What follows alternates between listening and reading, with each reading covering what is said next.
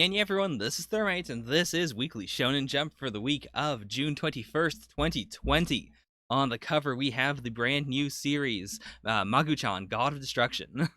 So, what immediately came to mind when I saw this is, this might be a real long shot for some of you, but there is a manga about this guy who goes to another world and he has to start a religion.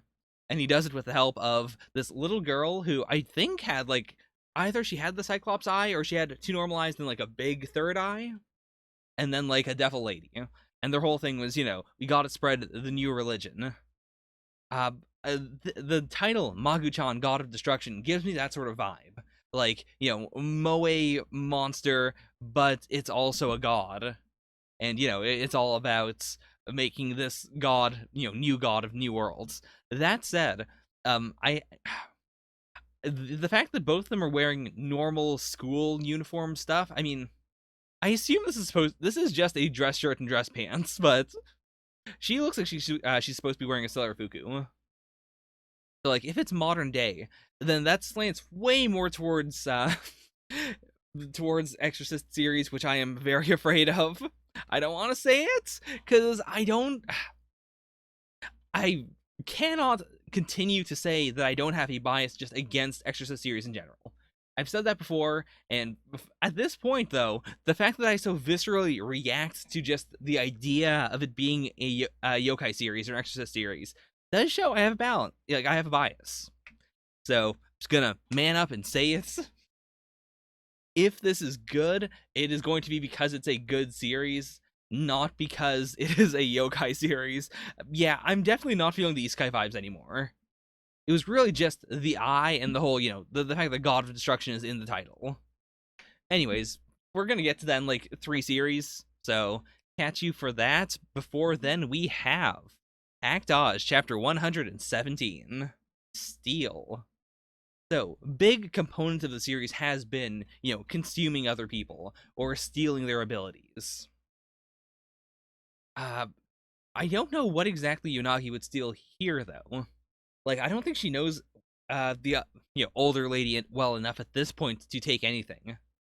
At the same time, we do have this parallel of actually, I was gonna say we have this parallel of she seems to be Kay but in the future almost, like metaphorically. But we also have her saying like I'm going to make it so that Kuriyama wishes that he had made this movie with me.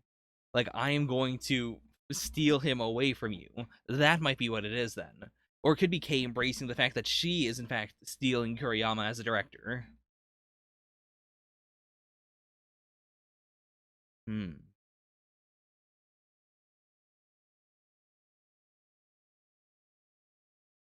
Oh boy, just a pure sandbag, pure deadpan.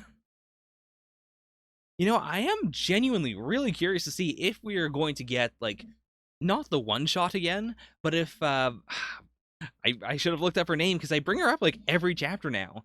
But like if we're going to learn more about her, we have the one shot. That's where we know she existed. Kuriyama came in and taught her as a teacher, and then at some point the two of them joined up and became a duo. But we know so very little about her within the confines of Actage. It could just be that she remains a extremely important side character, but I could see her getting like a arc in the same way that a lot of the actors in the series get an arc, but it's a tiny little arc inside of a big production.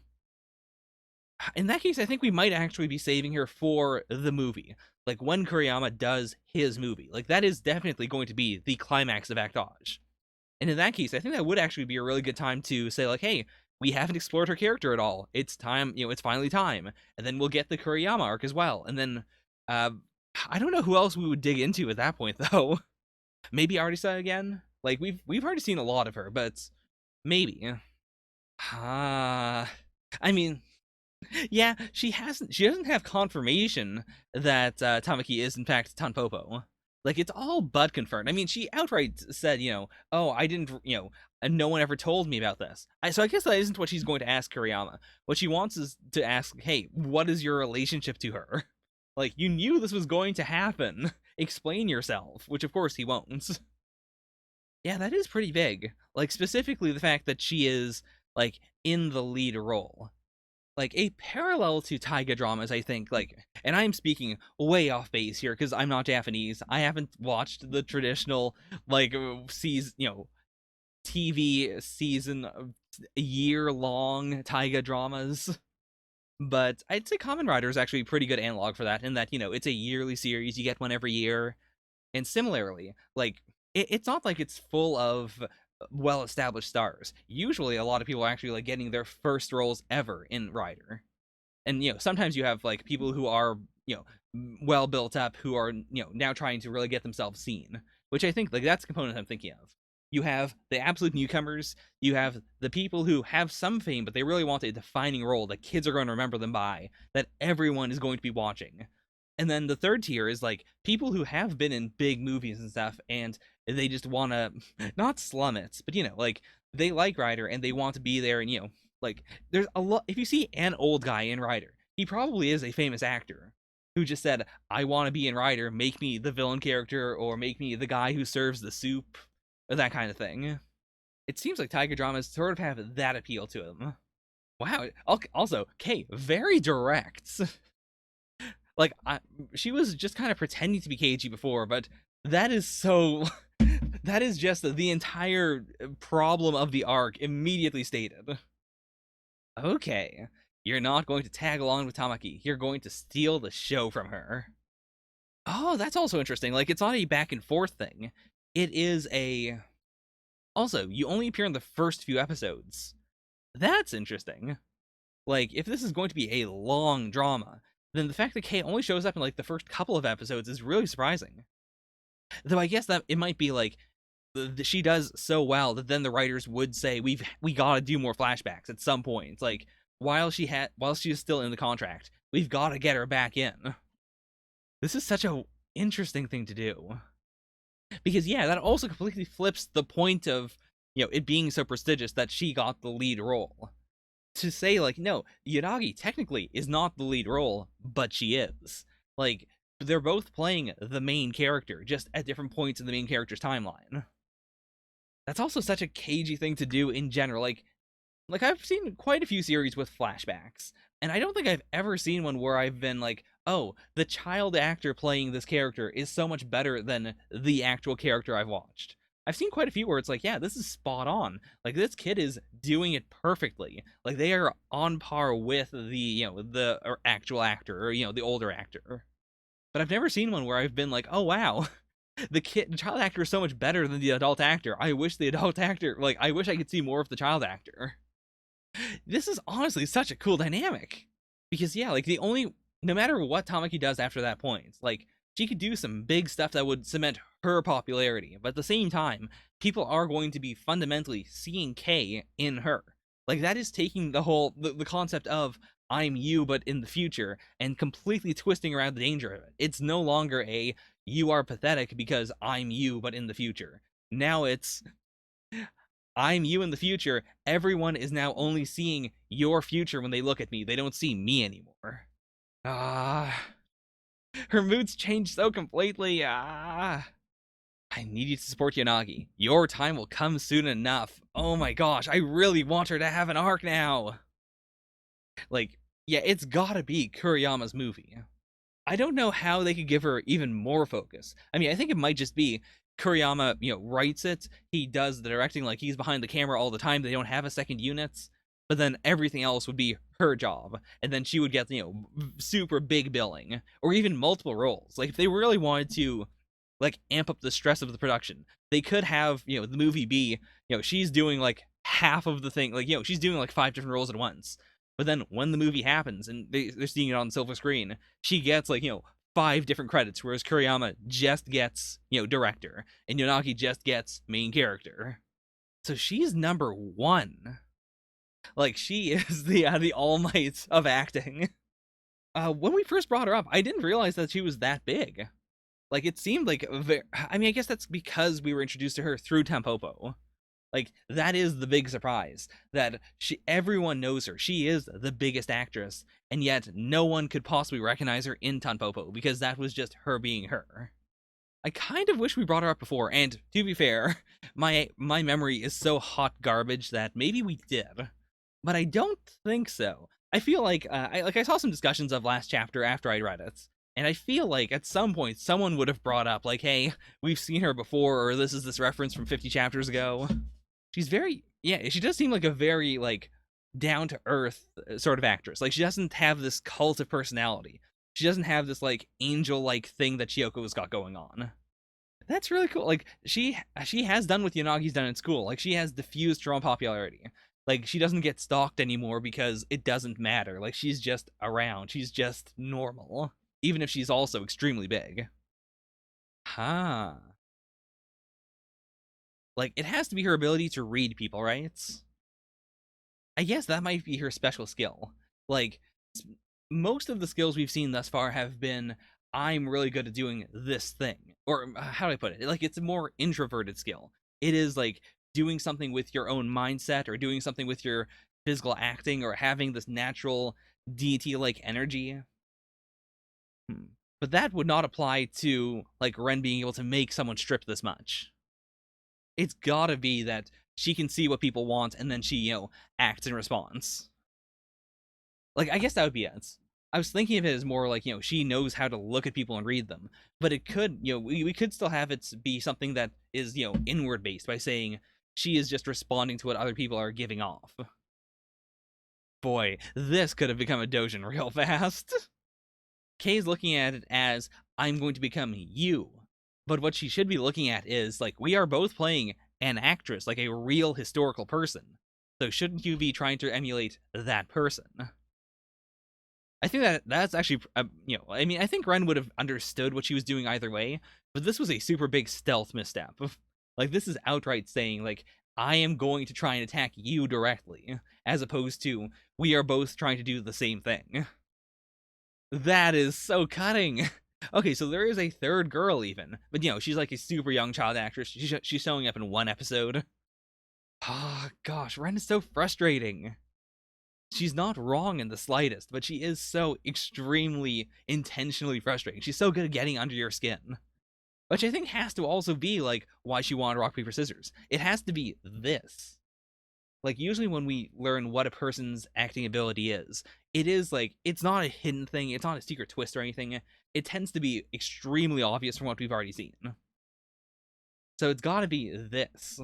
Like, her ability to, I guess, not just dig into people, but also to, like, understand them so clearly. To take little bits of evidence and pull out what their true intention is.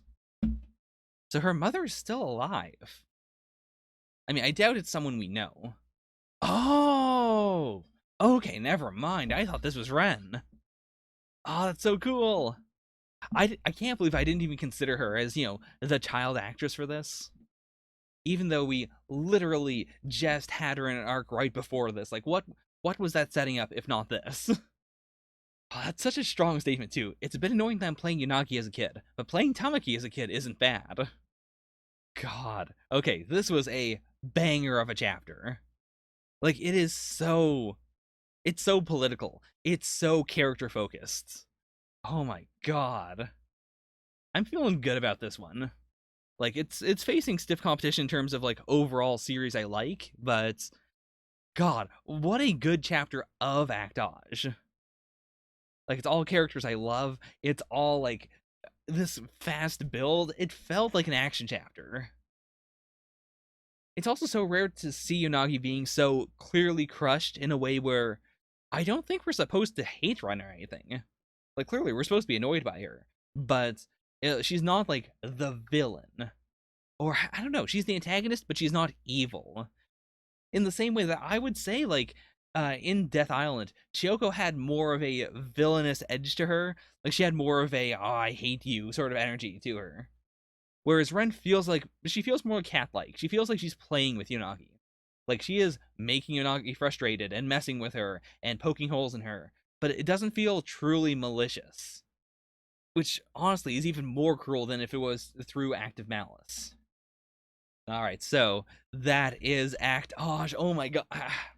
I don't want to just repeat everything all over again, but boy, I need to express how good this chapter is. Also, how strong the character designs are. Like, I think this final shot is such a good, like... this artist has a very, like, defined way of drawing every character. I like, without putting a ton of detail into them, every face is still so very distinct. God, it's something I think of mostly with like very detail oriented artists like Boichi, where it's like, okay, that's a Boichi design. But and also I never remember who the artist writer duo is for Act Dodge. Like I should really try to remember their names properly because they are so fantastic. God. Okay, that's enough. That's enough. No more lingering around. Let's move on. We have Black Clover, chapter 254, Power Differential. So last chapter, Nero used her sealing magic to try and steal. Yeah, specifically not to steal Vanika's magic, but to steal Magicula's magic, like the demon magic being sent through her. My knowledge of Bleach is scaring me because if I know a good Bleach fight, I know that this is going to be completely countered, which sucks. Yeah, I would really like it if this works. Like if this is a Vanika is still super strong, but Magicula is gimped for the rest of the arc fights. I think that'd be really cool, like to create some lasting effects. But I feel like it's not going to happen. Magicula is going to come out of this completely unharmed. This seal is going to be broken. Also, very cool way of showing, yeah, like we will know immediately whenever Magicula's power is broken, like truly broken. Like, is this curse magic? Like, it looks like it is the sealing magic itself being warped and being turned against Nero. So, yeah, this is Magicula now. Like, it's Magicula talking. So, how did this work? Like, it seemed like elementally speaking, this should have worked. And then, Nero sealing magic, like, specifically, how is it reversed? Not just broken, but reversed. First word of magic, decaying world. And weaken spell raise that affect me. At 70%, it was already activated. So it is like just a status effect that roundly weakened everything. I mean, can the elemental spirits die? To be fair, this is a curse, not a death thing. But I'm so curious because again, like there are only 4 of them as far as we know, and if one of them were to disappear, like is that just a loss for the world? Or would they reincarnate or something? Yeah, this is some hyper despair. Like Nero sealed, Lalapeshka like not able to move because of the curse, also Undyne cursed dying. It seemed like Noelle wasn't doing very well, but she should be better off than most of the other girls. Is she going to go berserk or something? I guess not. I guess you meant she's had is just like, nah, she's not gonna fight us or anything. Like she's just done. Also, correct me if I'm wrong. We don't know what the curse is on her family. Like we know the general thing of her mother was cursed, but we don't know anything in particular about how that curse might affect this fight or anything, right? I mean, is this going to work? This is a really cool moment, but like I feel like there's got to be something else to it. Like this feels like a very like a this feels like it is just, you know, a screw the rules, I'm going to just do it regardless moment that then gets explained later on. It's like, actually, that was following some rules. It's just rules you didn't know about. It's a Gurren Lagann situation. I mean, you know, the the drill also feels very Gurren Lagann-esque. I mean, there's no reason why this shouldn't be able to work. Like, legitimately, like just stabbing her in the heart. With the word devil, it was fine because the word devil could like talk through any part of its body, and because words can do basically anything, like it was unbelievably broken. But Magicula presumably can only curse, and it does seem like curses aren't just, you know, like a status effect that can do anything. It does seem like they all have to be inherently negative. So it would feel really weird if, you know, if the stab wound got closed because it was like, oh, I've cursed my stab wounds to destroy it. I mean, at the same time, I don't think this is going to be the end for sure, but I hope it's something. I mean, Noelle gets really good moments. So rarely for a character in a trio. Like, if I'm... To be fair, Asta, Yuno, and Noelle are not a traditional trio in the sense that Yuno was never around, but... Like, I do think of them as that sort of a trio, like a Naruto trio, or like a, like Blue Exorcist trio. So I'm hoping this, if it doesn't stick, at the very least, I hope there are, like, ongoing effects as a result of this. I hope this is a cool moment that actually matters. All right, that's Black Clover. So, I mean, it's got to go below Act Dodge because this was such a good Act Dodge chapter, but these were both fantastic. All right, let's hope that we can continue the fantastic ride with Bone Collection, Chapter 8. I want to be an exorcist. Not a big fan of this. This feels kind of eh. Like, I like the small art, but this feels too eh. Okay, so, last chapter, we learned, I can never remember this boy's name. But yeah, like, he's been here. He's been presumably protecting the orphans that we thought were, being attacked by him. Now, what is the explanation? I have the most hideous face in all of the yokai world. If I tried to approach anyone, they would run away. I wonder if Pyra also was approached by the Great Tengu.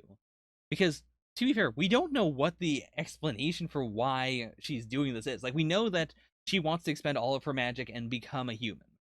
But we don't, like, we've never been told why it is she believes that's even possible. Also, to be fair, I don't know, like, did the Great Tengu say, like, would you like to become human, go to the human world? And then did he use magic or something? Or was it also you can become human if you just expend a lot of energy? Because that would also explain all the fake Oni running around. Okay, he protected us from our abusive parents. So that closes the gap. That explains the kids. And okay, so he also needs alcohol to live. Like, that isn't just he was depressed and he was drinking alcohol. It is he needs to drink alcohol. God, Reno is such a bad character. Was she even in these shots? Like, over here? I mean, first of all, one of the main reasons why I don't care about this shot is because Reno's literally just here. Like, she has no interaction here. Whereas the other girls are at least doing something. Yeah, she's not even in the shot. Where was she? I mean, maybe she was, like, with the kids, perhaps? I guess so. Yeah. Because these kids keep saying that. So presumably she was talking to them. Never mind. That explains it then. Oh, and that explains why the Oni would just be around in general. Like, because he has set up a security perimeter, so if their abusive parents come over, the Oni will attack them. Okay, so he is crying because it's a beautiful story, and then the kids are misinterpreting it as we're winning. Like, we are beating him down. He will give up. Oh boy, what does his face look like? I don't know if I'd call that handsome. I mean, it's fine. It's not ugly, but like, I don't know if I'd look at this and say he's the most handsome. I guess he's fine. Oh. Okay, that's a strong punchline. You're really ugly, but you're always optimistic, and I respect you for that. Now, I wonder if, like, is that specifically a Oni thing? Like, is that Shuten Doji's personal, like, view of what beauty is? Or, like, is that a family thing? Or is that a general it can't be a general Demon World thing, right? Pyra seems very surprised by it. Also, I do love the idea that, he was creating those Oni, like, not just because he can create Oni, but specifically because, to him, it was like, a bunch of sexy bodybuilders protecting him. It's okay, he'll be popular in the human world. Oh, right, we forgot about, Exorcist King Girl. Oh, and she's covering their eyes so they can't see his head being chopped off. I mean, I would like this better if we had a little more, like, information as to why people hate yokai. Like, to use Chainsaw Man as an example, I think Chainsaw Man was very good early on about just showing, very scary yokai attacks. Like, I feel like Bone Collection mostly showed off, how cool exorcists are, and that, yokai are strong, but they keep on being taken out like chumps by our main character. Whereas Chainsaw Man does a good job of showing how scary and dangerous, like, devils can be in general. So that when, like, things escalate, we do get, like, yeah, this is very scary for most people. But because Bone Collection's been so exorcist-focused, it hasn't felt that scary. I mean, I guess part of that is because, we're not supposed to, like, we are supposed to be rooting for our main character who uses the yokai spell. And it would be a little harder if it was a, these are absolute irredeemable monsters, and you're turning into one. Ah, it was a test. But okay. So that, I mean, first of all, I really like the blood just like shooting straight downwards out of his hands. But okay, so that like the point of this is that she wants to know about the Great Tengu, which would make sense. Like if the Great Tengu has the power to like bring yokai into this world and make them indistinguishable from humans or close to indistinguishable, then it would be much more dangerous because then like other extremely like dangerous sinister yokai could show up and start doing things.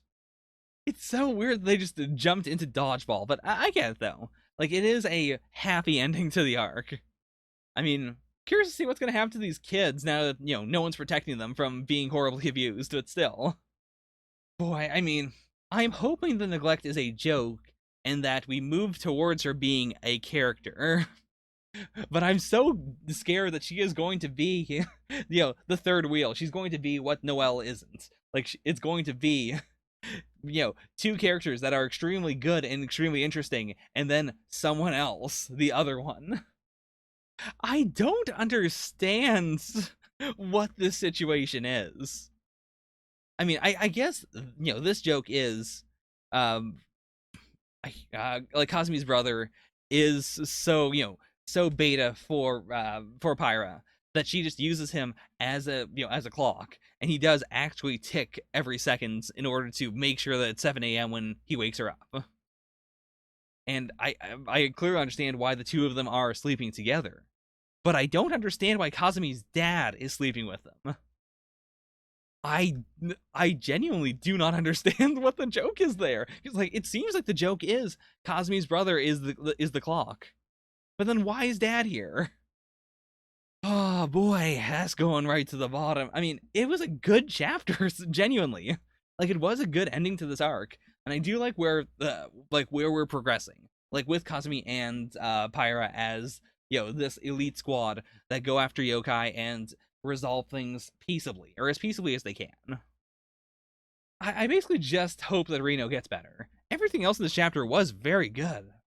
I mean, does this go above or below Black Clover? I feel like it has to. Yeah, I'm gonna slip it just above. Black Clover was very good, but I think realistically, Bone Collection was more fun. Like every page was fun, even if some of them were kind of wonky. Overall, it was more genuine enjoyment. Whereas Black Clover, still very good, but not unbelievably good. Definitely not good for Black Clover specifically. I mean, it was very climactic, though. I mean, this also feels like what Bone Collection is moving towards. Like, this is the Ura chapter. This is the chapter that defines what every chapter should be. Like, it's hitting all the notes of, slight rom-com, mostly comedy, some, like, slice of life stuff, some, like, the fun side of being an exorcist. So yeah, I'll leave it like this for now. Time for the live stream. See you in a bit. All right, now we are here with the live stream segment, starting off with the brand new series, Magu-chan, God of Destruction. So just to restate, I do this every time there's a new series. Like I'll say it at the start of the video, but then I'll say it again at the start of the live stream. I have two theories about this one. Theory A, it's another yokai series, which I am not looking forward to. I feel like that was pretty obvious in the sense of, Magu-chan, God of Destruction, clearly some sort of evil spirits that has been around for a while, and then eventually it punches out other evil spirits. And the look of it feels very comedy-esque. So, that makes sense. Second theory, a little more out there. If you are if you read a lot of isekai, there is the I cannot remember what it's called, and I didn't look it up, but it's the building a religion in another world isekai.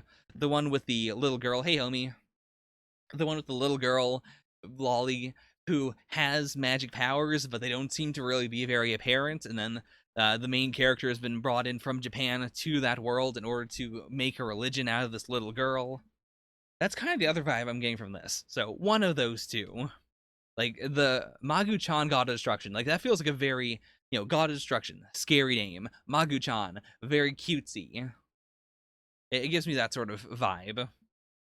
But I mean, there's no way to tell, or there's no better way of telling than just jumping right in. Oh, Lord our God, manifest from the realm beyond. Oh, so this has got to be, of course, a flashback to when Magu-chan was scary. Magu. Oh boy, how do you pronounce this? Menueku, Magu Menueku. This is a pretty dope design, though, and I do appreciate that this artist is like so far, this art is not bad. Like, this definitely feels like it's going to be a gag series 99% of the time. But if the series wants to do the scary humor, or even just a outright non-humorous scary scene, like, they could pull it off. Hey, so first big color spread, got the girl, got Magu-chan. We do not, in fact, have the boy who was on the cover of Jump. So maybe he's not even going to show up in this chapter. Actually, yeah, because chapter 1, the girl, Miyanagi. So I assume it is going to be chapter 1, Magu-chan meets the girl. Chapter 2, Magu-chan meets the boy. Then chapter 3, we do shenanigans. We go into the first big arc. Then chapter 50, we get the chapter named after Magu-chan itself. Or I guess it would be chapter 50, we get the chapter entitled Magu Menueku.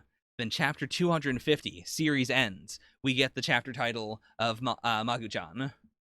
I guess that is pretty optimistic to say immediately this is going to last 250 volumes, or 250 chapters. 250 volumes is the most optimistic I think you could possibly be, considering that Kochikame was 100 volumes.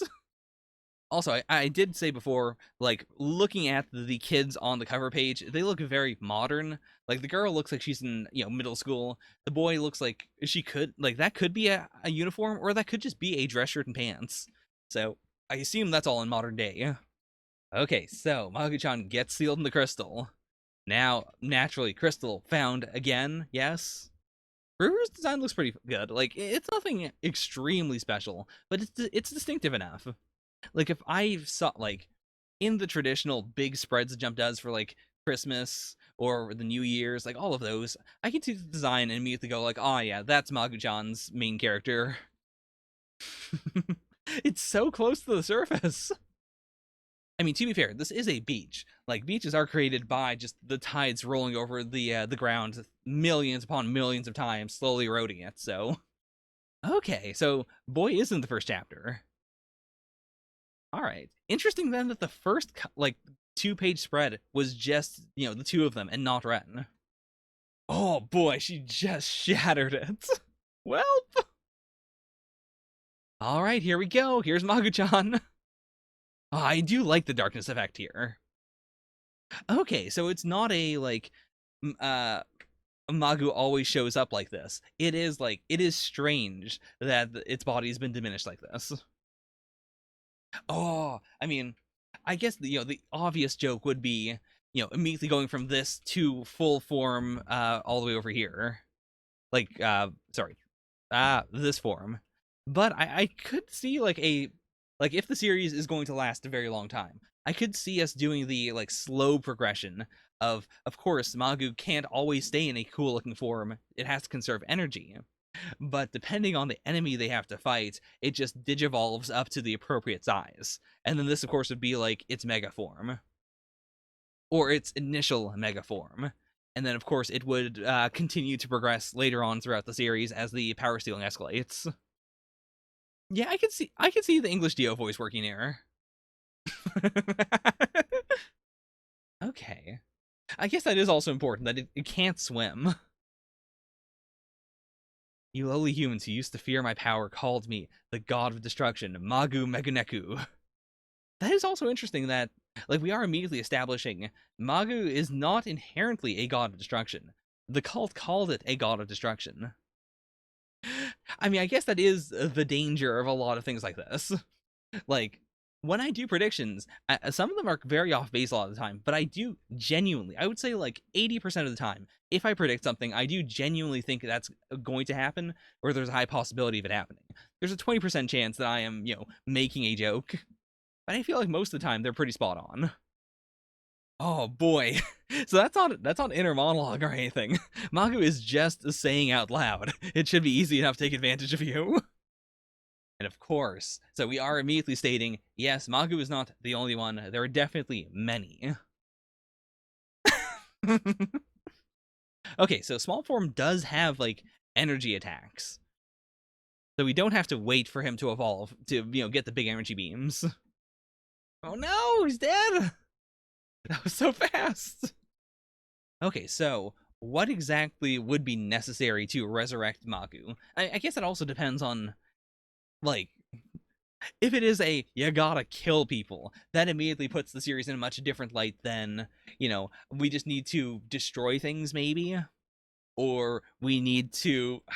I guess if it's just, sacrifices, but the sacrifice can be literally anything. Also, I wonder if the cult does exist still. Like, that is legitimately very possible that in addition to eventually seeing more, ancient gods, we could also just see, like, how the, crazy older religions have evolved, and now they're either still extremely wacky, or they might just be extremely normal. Okay, so he does need a sacrifice. I would say that, how do I put this? If there is a comedy manga with any amount of action in it, I am going to assume that it is I actually will assume it's a comedy action that will become an action comedy. Like, I think that is the most typical, like, especially with manga. Like, it happens in comics and stuff as well, but I would say it's very typical for manga to start off very comedic with some action. And the intent of it is, over the course of the series, we're just going to not remove all of the comedy, but we're going to make it more action oriented until it is essentially just a battle shonen with funny moments. So I do, like, even though I am jumping forward and talking about, fighting other gods and stuff, I assume that's going to be like in 20 chapters.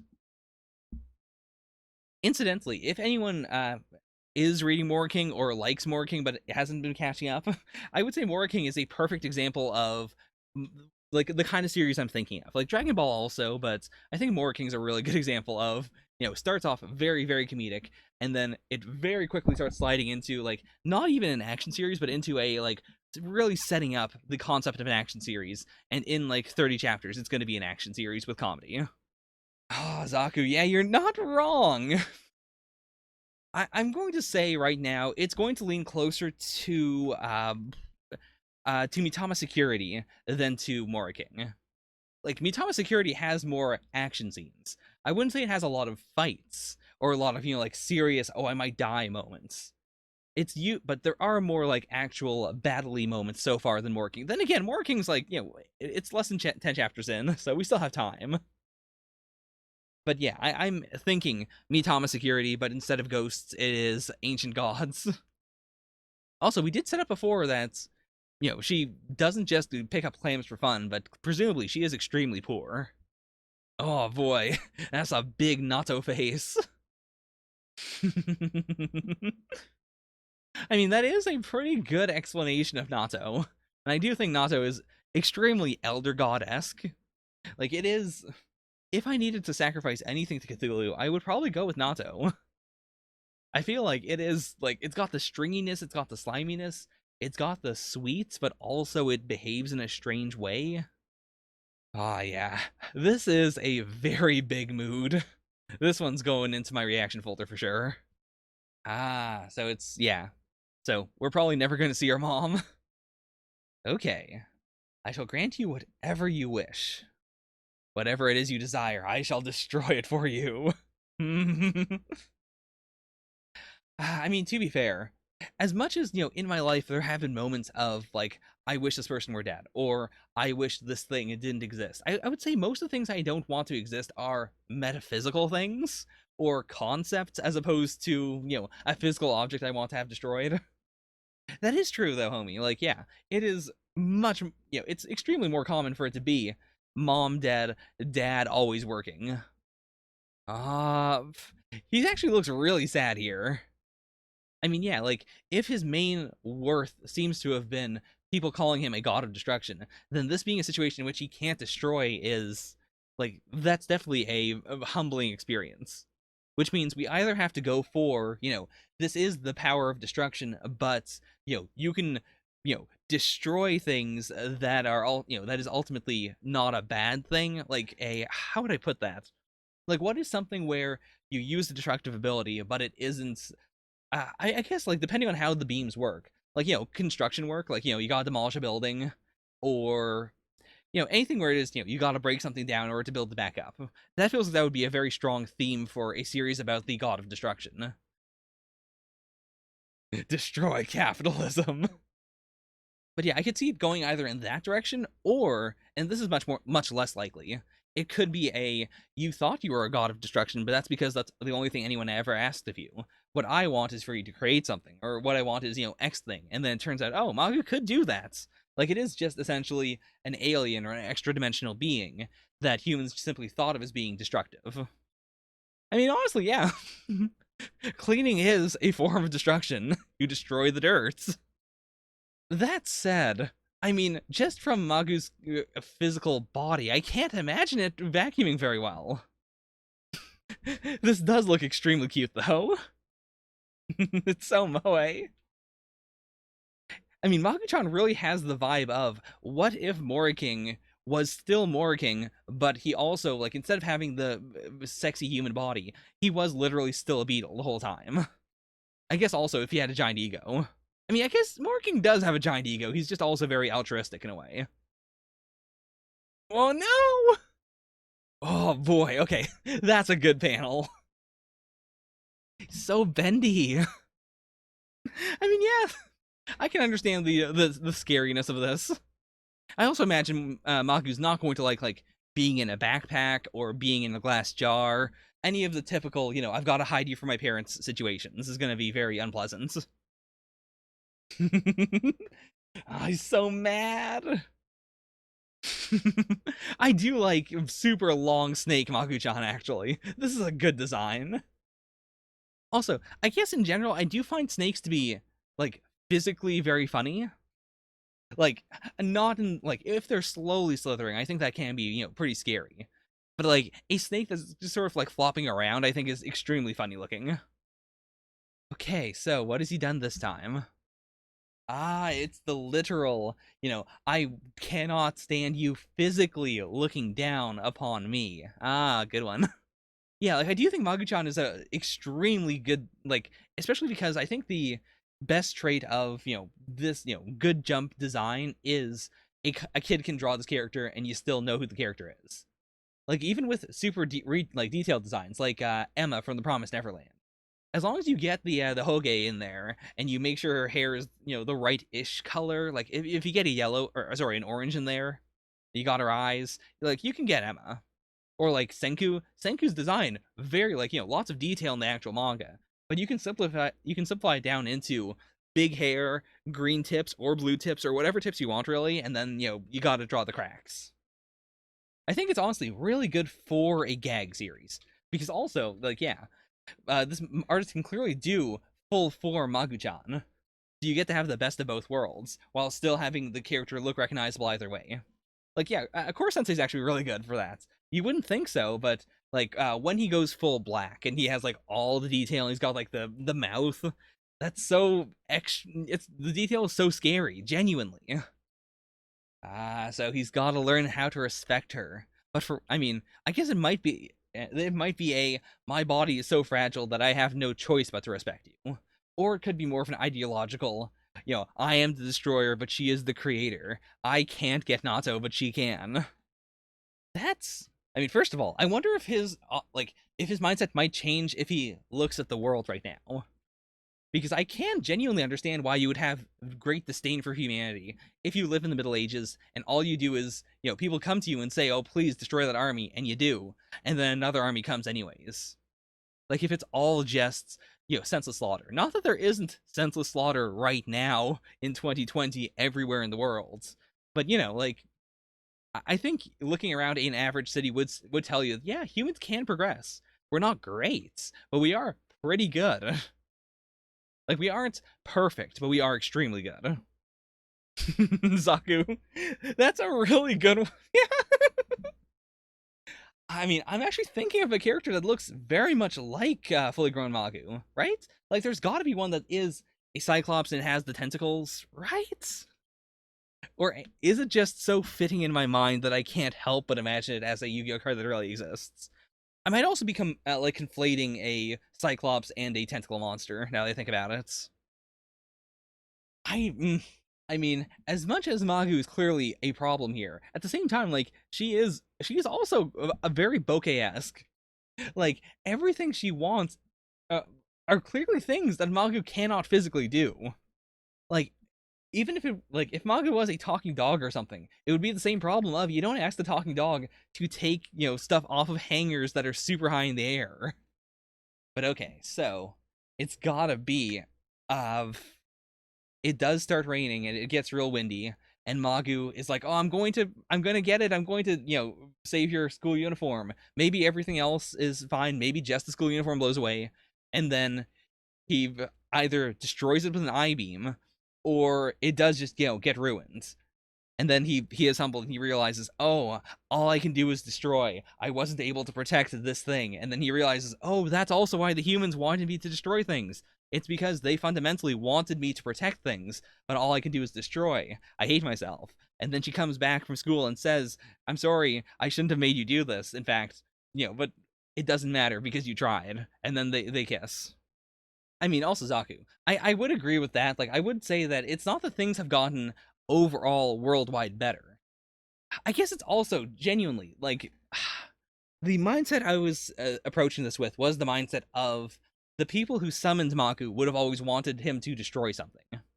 Like, he would have inherently only ever seen human conflicts, because why else would anyone summon him? It seems like that is all he has ever seen of humanity. Whereas where he lives right now, modern day Japan, theoretically, uh, is a place where there would be much less conflicts. Like, I think the difference might just be more location based than time based. But I also thought that, the technology differences would also be important as a, like, overall human beings are capable of dancing. Oh no, he's gonna destroy it! Okay, so he was the one calling. Also, if she is poor, like, this will determine how gag focused the series is, because this whole is going to be a big problem if her mother never shows up and they are extremely poor.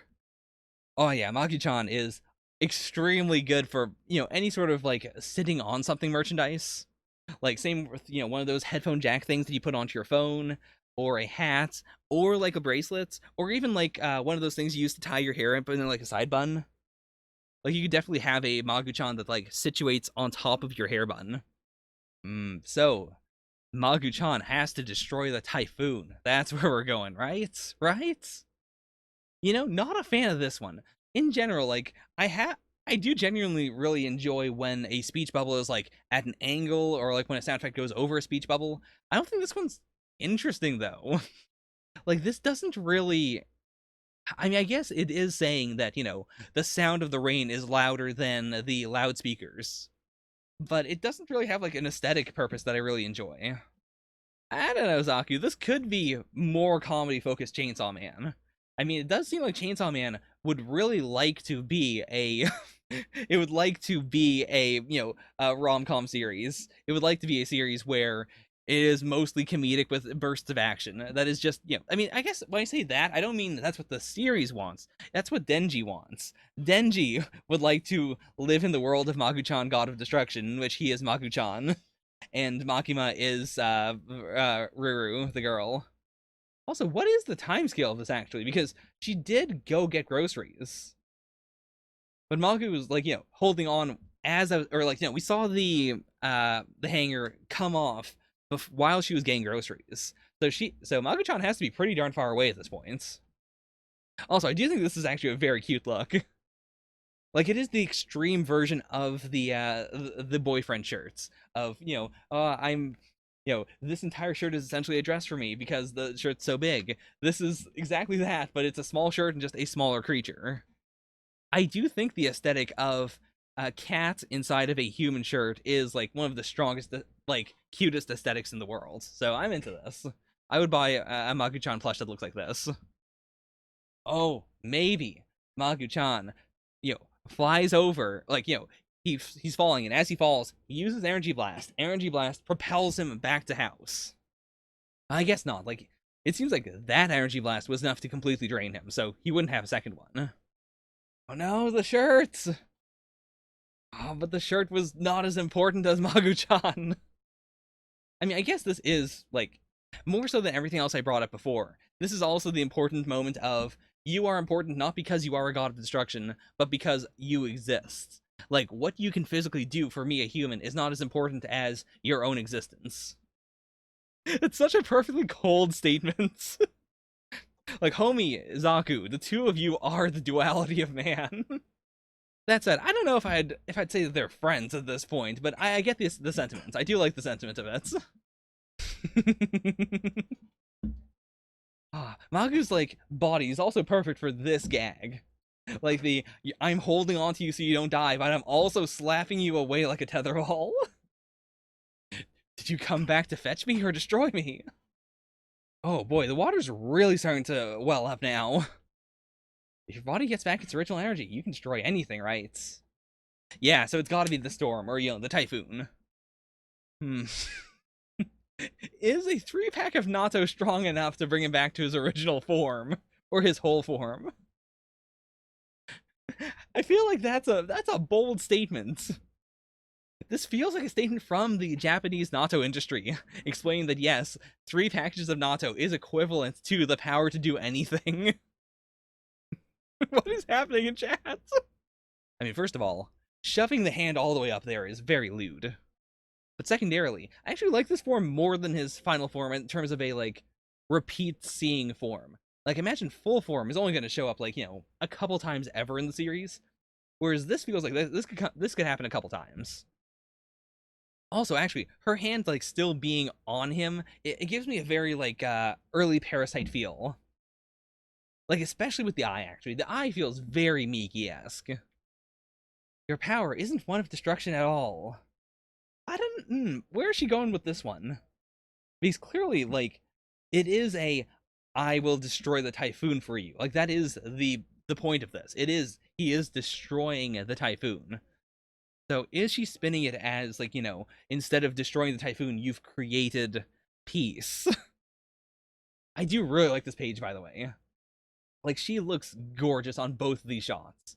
Like, this one's more of a, like, gorgeous look, whereas this one's definitely more of a, like, almost Fuko from Undead Unluck sort of, like, giddy excitement. Sorry, I'm not puffing at this, I'm puffing at this. Because now I actually don't know what she was trying to say. Like, it is, your power isn't one of destruction at all. But then, it is, you really are a god of destruction. That's a really mixed message. And I do think this is, like, this is a really good shot. I really like the perspective of that. But, I don't really know what she's trying to say with it. Also, damage. I do really love your statement of, this is like saying the Death Note is not a tool of killing. It is a tool of moving human beings from life to not life. But yeah, honestly, it does feel like it's a translation difference. Like, oh boy, what is the term they use in Dragon Ball for God of Destruction? Like, it feels like your power isn't, one to destroy or isn't something that harms people. And then this is, like, literally saying God of Destruction, Magu-chan. Like, this, like, it is the statement of, the title. Like, it is literally a title drop, but broken up a little bit. Whereas this feels like it is supposed to be more of a, your ability isn't malicious. Your ability isn't meant to harm, as opposed to literally destruction. Again, I don't really, I guess, yeah, if you read this as, she unleashed the full extent of my destructive power without destroying anything. Like, clearly, she destroyed something. But it feels like the intent is definitely supposed to be, she did it without harming anyone. Also, he can't swim. Like, he's not a sea creature, so why does the boiling water help him? But okay, that's a cool mission statement of, like, it's...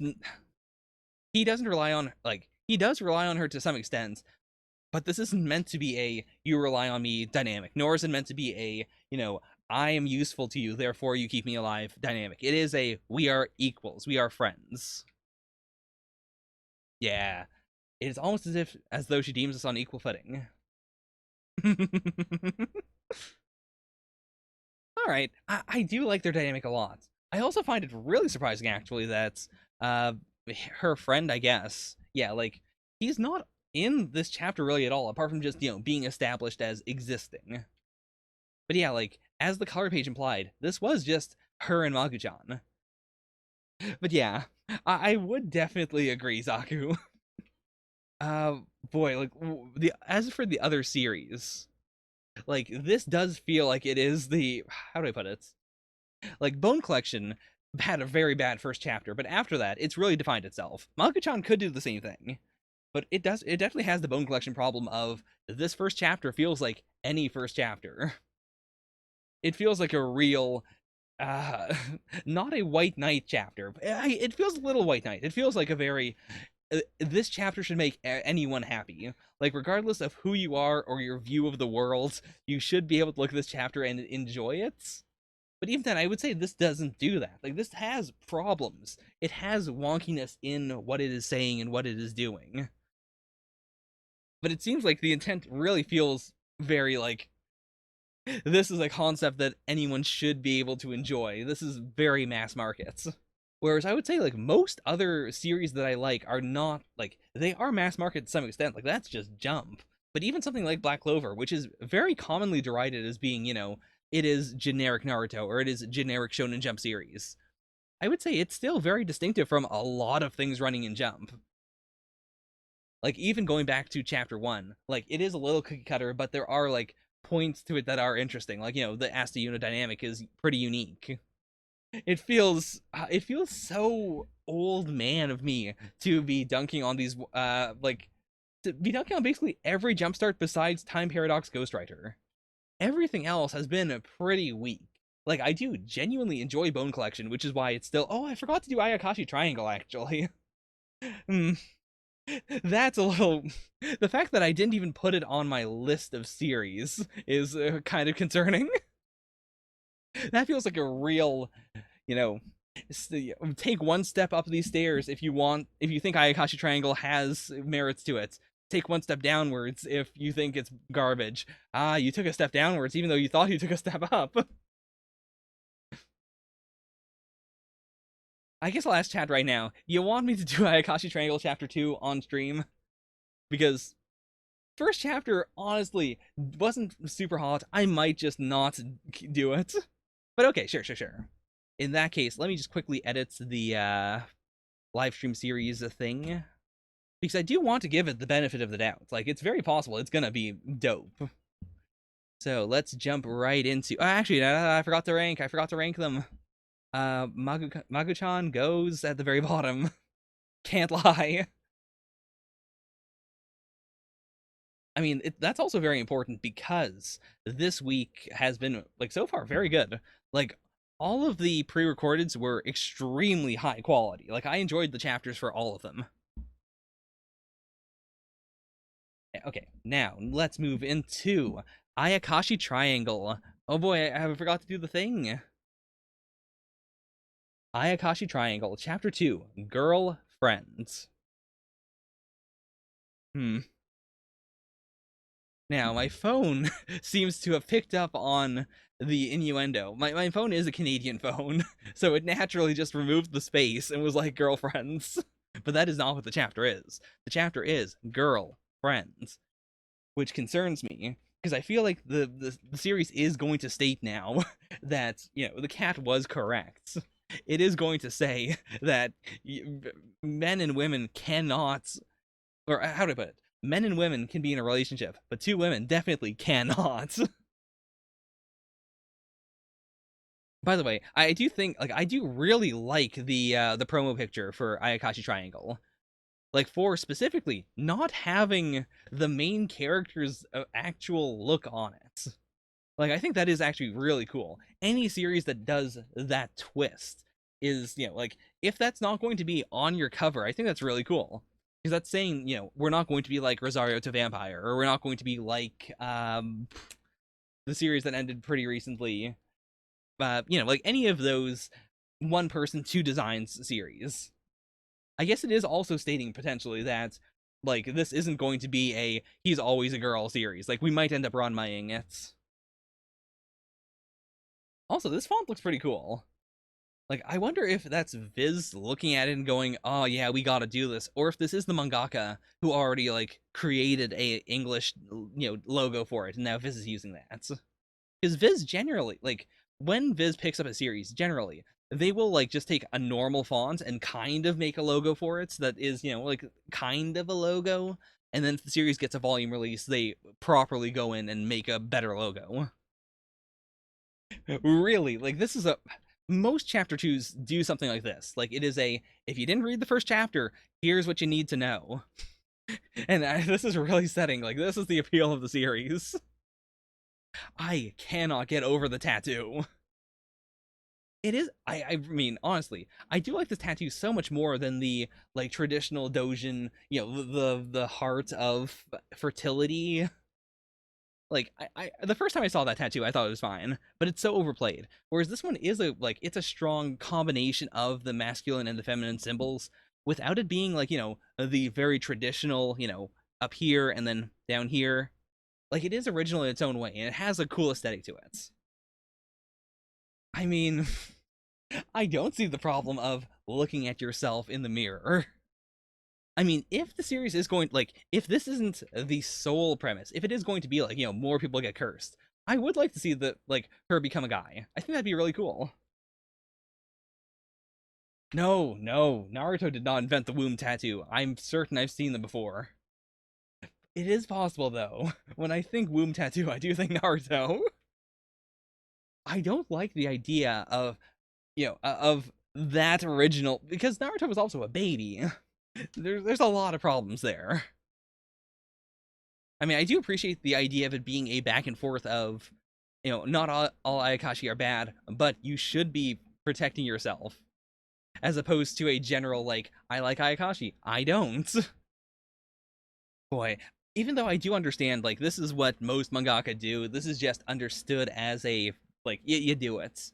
At the same time, this does bother me so much, because I do think, like, if you are going to read a series, especially now in 2020, where, like, you can read things digitally, especially for free. Like, if any chapter of any series is ever going to be free, it's going to be the first chapter. There is no reason not to read the first chapter. Like, I do feel like a chapter 2 should not recap chapter 1. It should go full force with the premise. Like, in most series, it is, chapter 1, this is the whole series, or, this is the whole reason why you should read it. Chapter 2, really kind of expanding it, then chapter 3, first arc. I feel like it should be chapter 1, this is why you should read the series. Chapter 2, first arc. It feels like chapter 2 is really wasted a lot of the time. Now, why is he using the phone more now? Oh, okay, okay. It isn't the phone in particular. It is just they are very estranged. Like, they haven't been friends for a long time. Ah, oh, boy. I think I may have assumed the series was being too liberal. Like, I thought the thing I was going to be upset about was going to be, you can't be in a relationship even though you're both girls. I think we still have to get past the hurdle of you girls can't be friends. Also, like, how are we treating this? Like, are we treating it as he is a guy who turned into a girl because of yokai? Or, I mean, he was also a ninja, so I assume yokai aren't well known as a phenomenon. So I guess it has to be a I am someone else situation. I mean, okay, to be fair, if this is what the series says normal friends who are girls can do, like, if this is the standard of I am a friend and I am a girl and this is my girlfriend, then I think I could also understand why the series would hold off on the relationship if it is going to become essentially a pseudo harem. They seem to think she's very thick. By the way, I'm curious. Is that censored on OBS? Oh boy.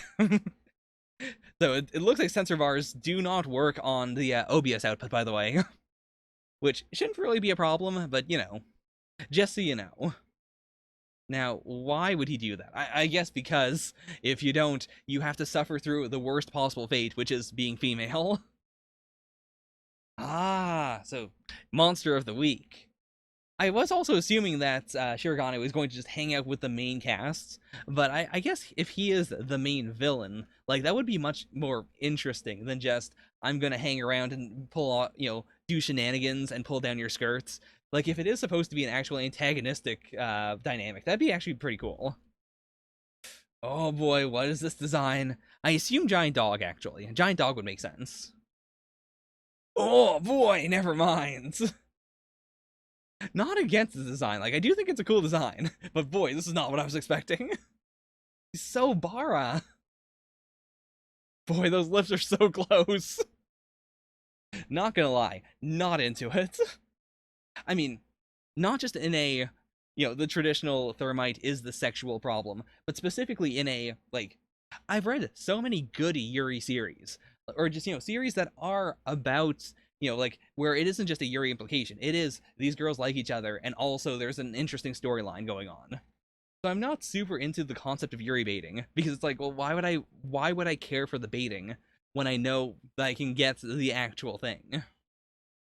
But yeah, like, of the yokai series thus far, I do think this is like this is a really good yokai design across all of the series. Was it the pinwheel in her hair that sliced the yokai? That seems to be it. Or no, like, I can't tell if it was the, like, it does seem like her arm is doing something. But is that a weapon, or is that actually just like slicing with the arm? I guess it's gotta be slicing with the arm, right?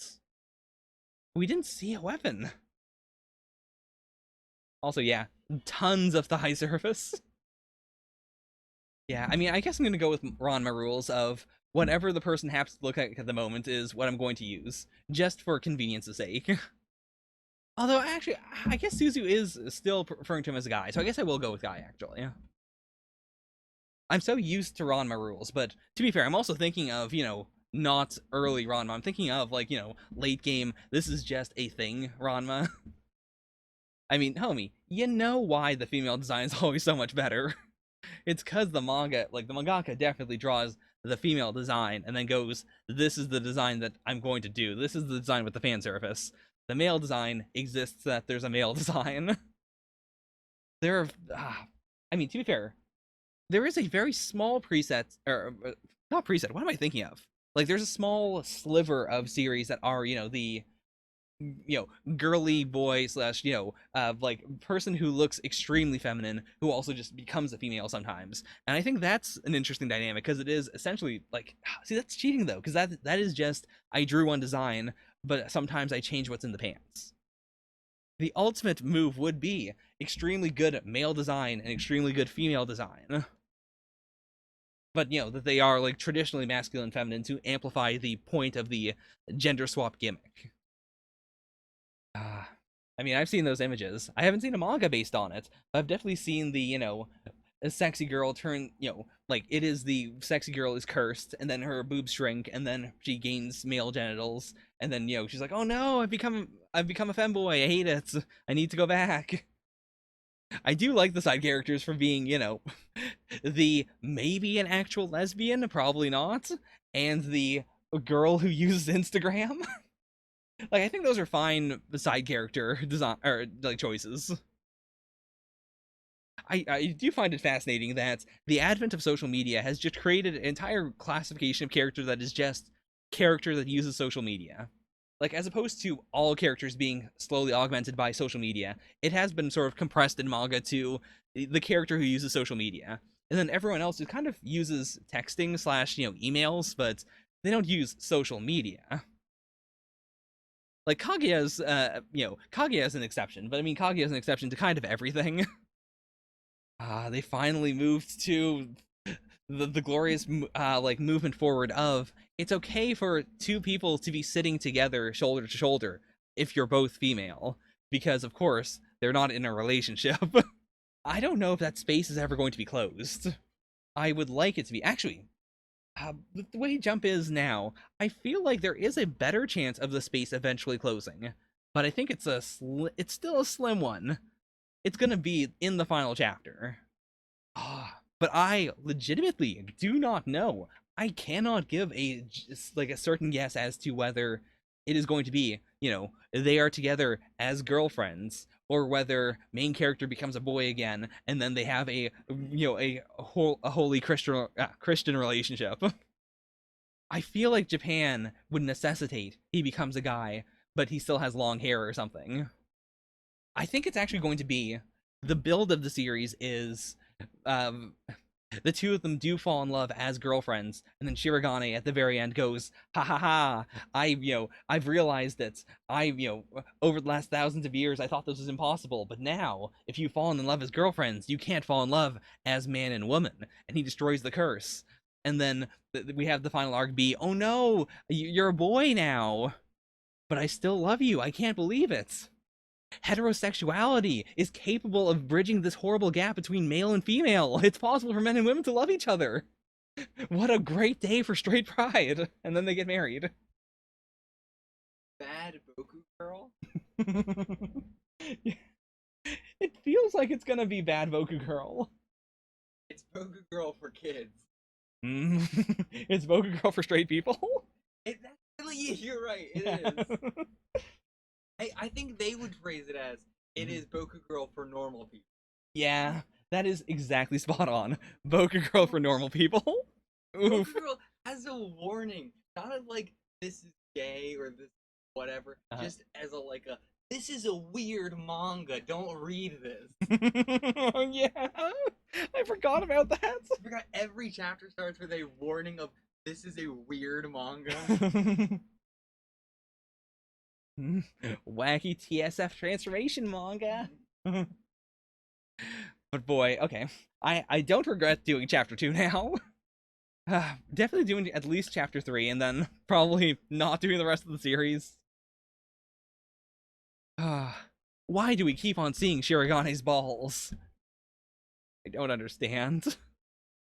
It's not funny. It's just there.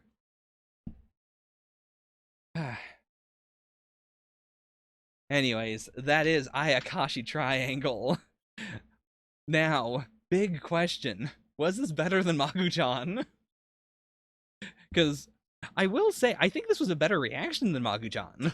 I do think I said more interesting things, whereas Magu-chan was kind of just doing the play-by-play of what's going to happen.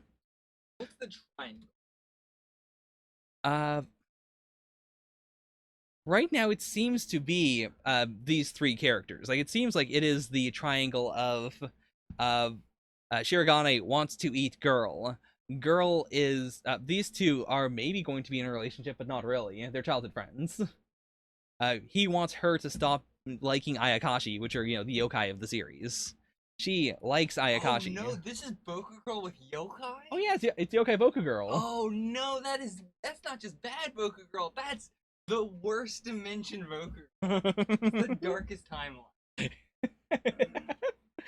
You mean the most profitable timeline. As we know, Japanese people, this is a series that doesn't have to have the weird manga subtitle there, because they look at it and they go, "Oh, it's a yokai series. I like this in Japanese." About normal people. It is normal Japanese manga. I would say, okay, in universe, like, Magu-chan has not been called a yokai. And I do think, like, there is a definition, like, there's a distinction between series about yokai and series about, like, the elder gods or ancient gods, or, like, gods that were worshipped by cults. Like, that is a very distinct thing from, like, the Shinto aesthetics, or from, like, the traditional, like, Oni stuff. Yeah, I'd say it's definitely trying to play closer to Eldritch Horror. But in terms of genre, like, I will say it is not a yokai series. It is yokai adjacent. I could see that same first chapter happening in a series where they are just like, hey, this is a nine-tailed fox, or this is a kappa. So it is yokai adjacent. Like, the fact that Magu is an Eldritch Horror doesn't, like, it doesn't feel like it changes the genre that much. But it is distinctly different. I do want to say that. Alright, so that's Ayakashi Triangle. Next is Time Paradox Ghostwriter, Chapter 6, Stop. Now, what could stop mean? I mean, we are doing this, which, this feels a lot like a Volume 2 starts. Like, Volume 2 of a manga will generally just be like, hey, in case... in the same way that chapter 2 of a manga is usually, we know you didn't read chapter 1, even though it is the easiest chapter to read. We're just gonna recap things a little.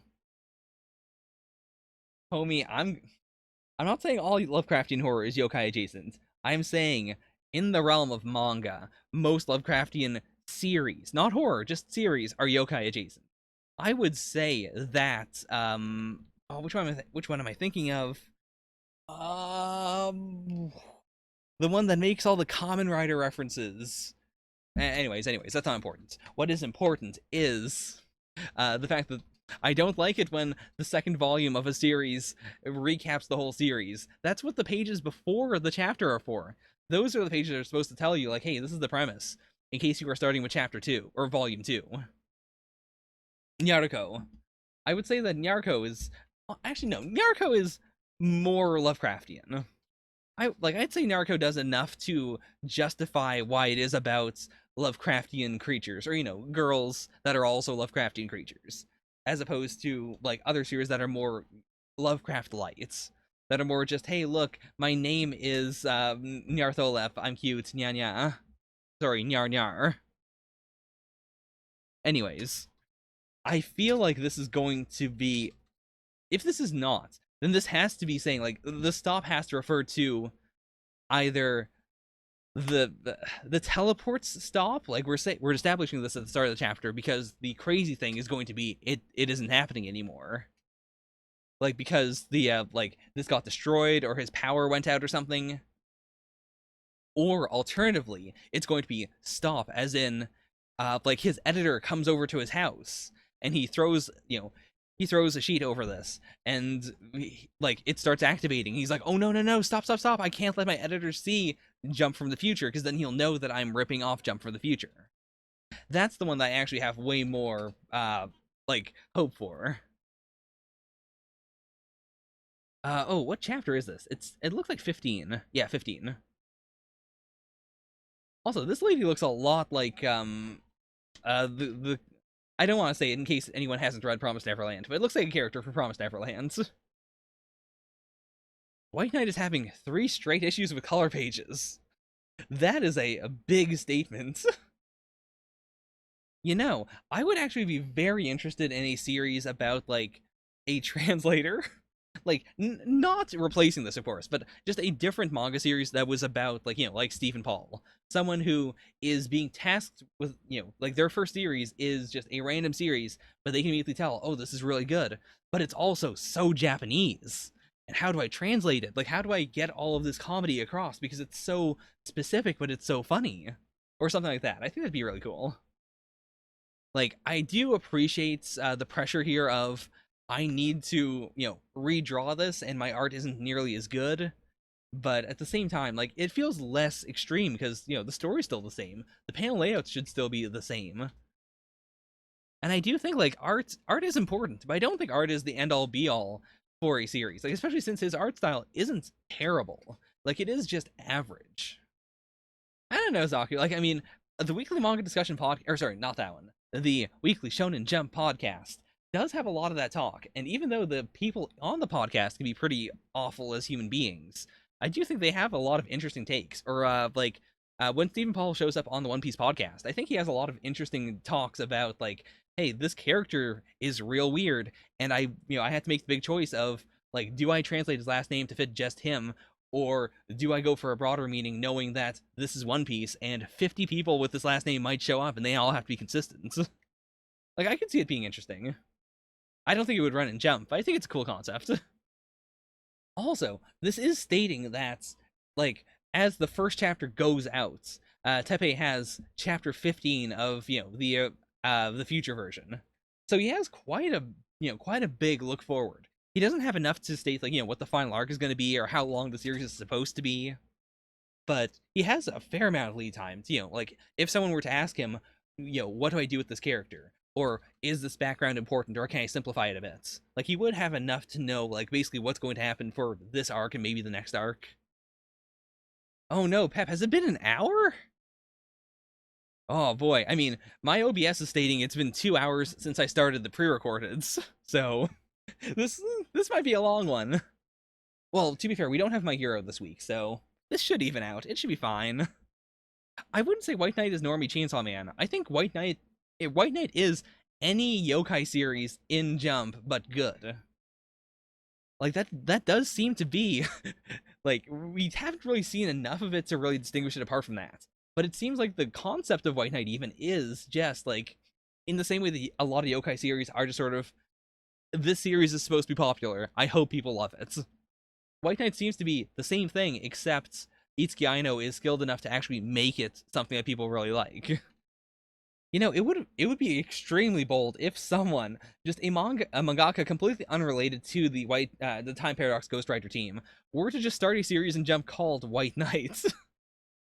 Because at that point, like they can't snipe it. They have to just continue to say yes, White Knight is the best series in Jump while it really exists in Jump. We were really kind of skipping over the first 6 chapters. I thought we were going to really like spend an agonizing amount of time on the opening of the series and really delve into all the problems, but it seems like we're doing fine. We've already fielded an offer to do an anime adaptation on chapter 6. Really? Some series actually get offers based on the very first chapter. I did not know that. I can see it for some series, like actually, especially like gag series, like series where the animation would be very minimal. Like I'm from Japan. Like I imagine that probably got an anime offer on the first chapter, like just as a we know that we can pump this out real fast, so let us know. Whereas I feel like really like art heavy series would actually be harder to pitch because then you would also have to like any studio would have to really wait for it to be established and for it to not get canceled. Whereas also a gag series doesn't need a whole lot of, not a lot of material to do one season, especially if you're going to do like shorts and stuff. Okay, so we're already almost done in 2020. Like, boy, we are jumping ahead so quickly. So it is extremely successful. I guess it is essentially a I guess the best analog would like it is a yokai series in theme, but in terms of like its success, it is like if you were to steal Dr. Stone or The Promised Neverlands. Like they're series where you could get away just based on the art or sorry, just on the direction and on the like storytelling. But the art is also a big part of why those series were so popular. Like if you did either of those with more generic arts, it would still do fine, but I don't think it would be as like they wouldn't be the almost pillars of Jump they are now, or were for Promised Neverlands. If Magu gets an anime adaptation within like 5 weeks, I would not be surprised. Like Magu is also a series where you could do like it would be very easy to write filler. It'd be really easy to like create original content or to do an original ending to the first season. Whereas like Chainsaw Man, like you need to really have a plan for Chainsaw Man. You can't just mess around with a Chainsaw Man adaptation and expect it to do well. It is pretty tragic though to think of him as like he is successful at the same time. He is just like taking something that someone else made and passing it through a bad filter. Like I can definitely imagine how demoralizing that would be. Oh wow, for a Tezuka award. Oh, I hope we get to see like some of what she does. Like it seems like we're mostly just going to get random pages of the manga in this series. Like we're not going to really delve into the series, and I get that. I think that's fine. But I'm curious to see like where she is right now in terms of art specifically. Like I would really like to see Tepe like compare her current art to White Knight's art, just to see like I would really like it if it was a like if it wasn't the standard. This is it's the same panel, but one of these has less detail. I think that's a bad way to determine how good someone is at art. I think it'd be much more impressive if Itsuki's art right now was like still very similar, but just like her strokes are different, or like the proportions are wonky. Wonky proportions actually are something I find so cool to see done intentionally because it's so difficult to like do wonky proportions in a way that isn't clearly like just a gag of oh this arm looks completely insane. I want to protect the smile. Or rather, I want this smile to shoot past Sasaki. It's such a good style. Or such a good smile, but I was also thinking of style at the same time. Ah, I wasn't really thinking anything of him eating the ramen, but I guess that is supposed to be like, it is his negative view of himself. Like, he's only eating the cabbage because he doesn't have the right to eat meat. He's only eating instant ramen because he doesn't have the right to eat real food. Like, I could definitely see the series really, like, not going full, like, sadness porn with it, but I could see the series, like, eventually saying, you know, what he's doing is actually extremely unhealthy. Like, we've been playing it off as not that big of a deal, but it's actually really serious. Or they could keep it like this. Either way. I honestly really like the Baki art style. Like, specifically on how, you know, the way the muscle groups look is really cool. Because none of them are, like, realistic, but they are, like, it feels like someone has looked at the art, you know, at real human muscle groups and gone like, all right, here's how I'm going to, you know, caricature them. It's not just the, you know, the classic Hokuto no Shinken ripoff of I'm just gonna draw a bunch of circles and those are the person's muscles. Like, the Baki muscles are so gross, but at the same time so lovingly drawn. It is a, you know, this person isn't just a bunch of random tumors. This person is a bunch of tumors with a lot of thought put into them. Igarashi is definitely the assistant I'm least interested in, just because he has been so understated. So I'm curious to see if he's going to develop a lot. Oh no, I went the wrong way. Ah, that's a real spark moment. Like, that is a real, you are making a difference. This person would not be here, you know, trying it all to work on manga if you had not ripped off White Knights. There's also a tragedy to it of this person clearly has, like, a thing they want to get across. Like, he didn't know what makes a good manga because he was so burnt out, because he was rejected so many times. But he still has an idea of what makes a good manga that he saw in White Knight, whereas the person drawing White Knight right now doesn't really understand what makes it good. Oh man, I really hope we get to see an interview with him at some point. Like an in-universe interview where he has to explain, you know, what are the themes of White Knight? Why are you, like, why do you draw this? What was the inspiration for, you know, this really cool villain with an ability no one's ever seen before in manga? And she's still hammering at it. Like, at the very least, she has that drive. Like, they both have a strong drive. But I know, you know, like, she's gone above and beyond, for better or for worse. Like, before this, she was a shut-in. Like, it wasn't healthy. But at the same time, like, she has such a more powerful drive than he does. Like, he was planning on giving up, where she was going to plug away in her room for 10 years until she did White Knights. No, he's really backsliding. I mean, I get it. I'm not saying this is, you know, a bad writing thing. I'm saying, like, as a character, I hope he doesn't backslide too far. And yeah, I do think at this point, like, it would be, even if she did believe it, it would just be so out of nowhere for him to say, you know, I didn't really make this manga, I stole it from you. Like, what is that supposed to tell her apart from, I guess I could be a good mangaka someday? Like, she already thinks that. There's no benefit to it apart from, you know, just the inherent benefit of telling the truth.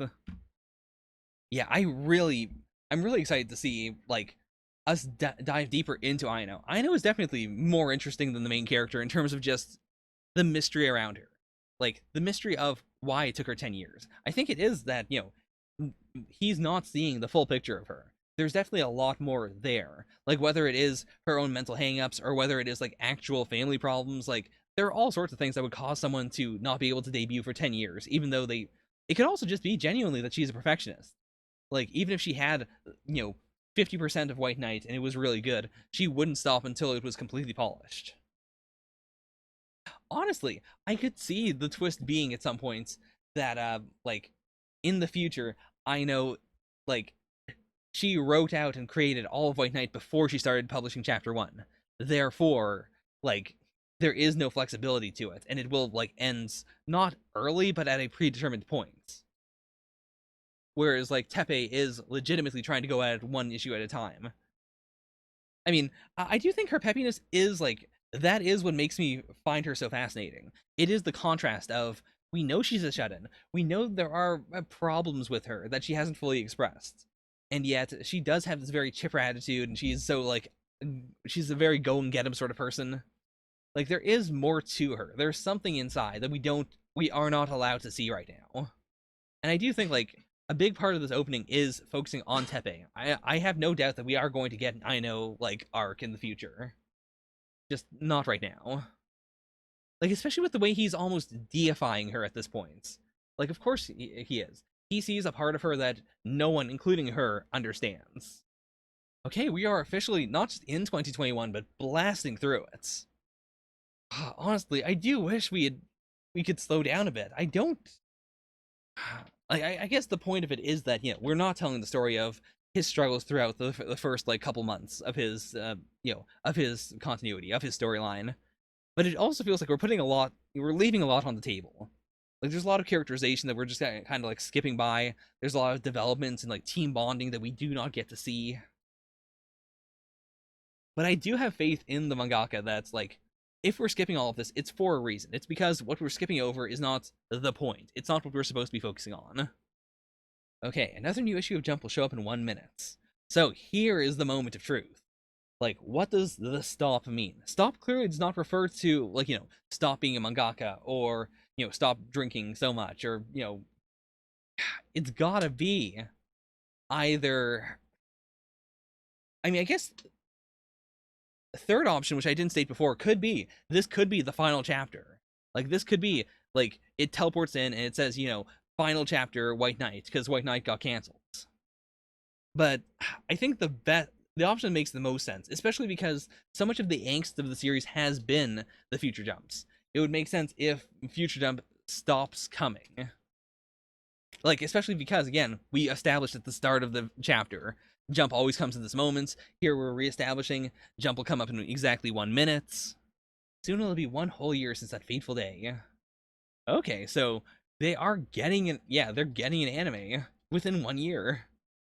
And he's already counting his eggs before they hatch. Okay. I thought this was going to be like, oh, it's actually much faster, but no, it's the opposite. It is a lot slower. Also, to be fair, like the announcement, like it's completely possible that it is exactly as popular, and the announcement date's just going to change. That's pretty foreboding. That's a real White Knight got canceled statements right there.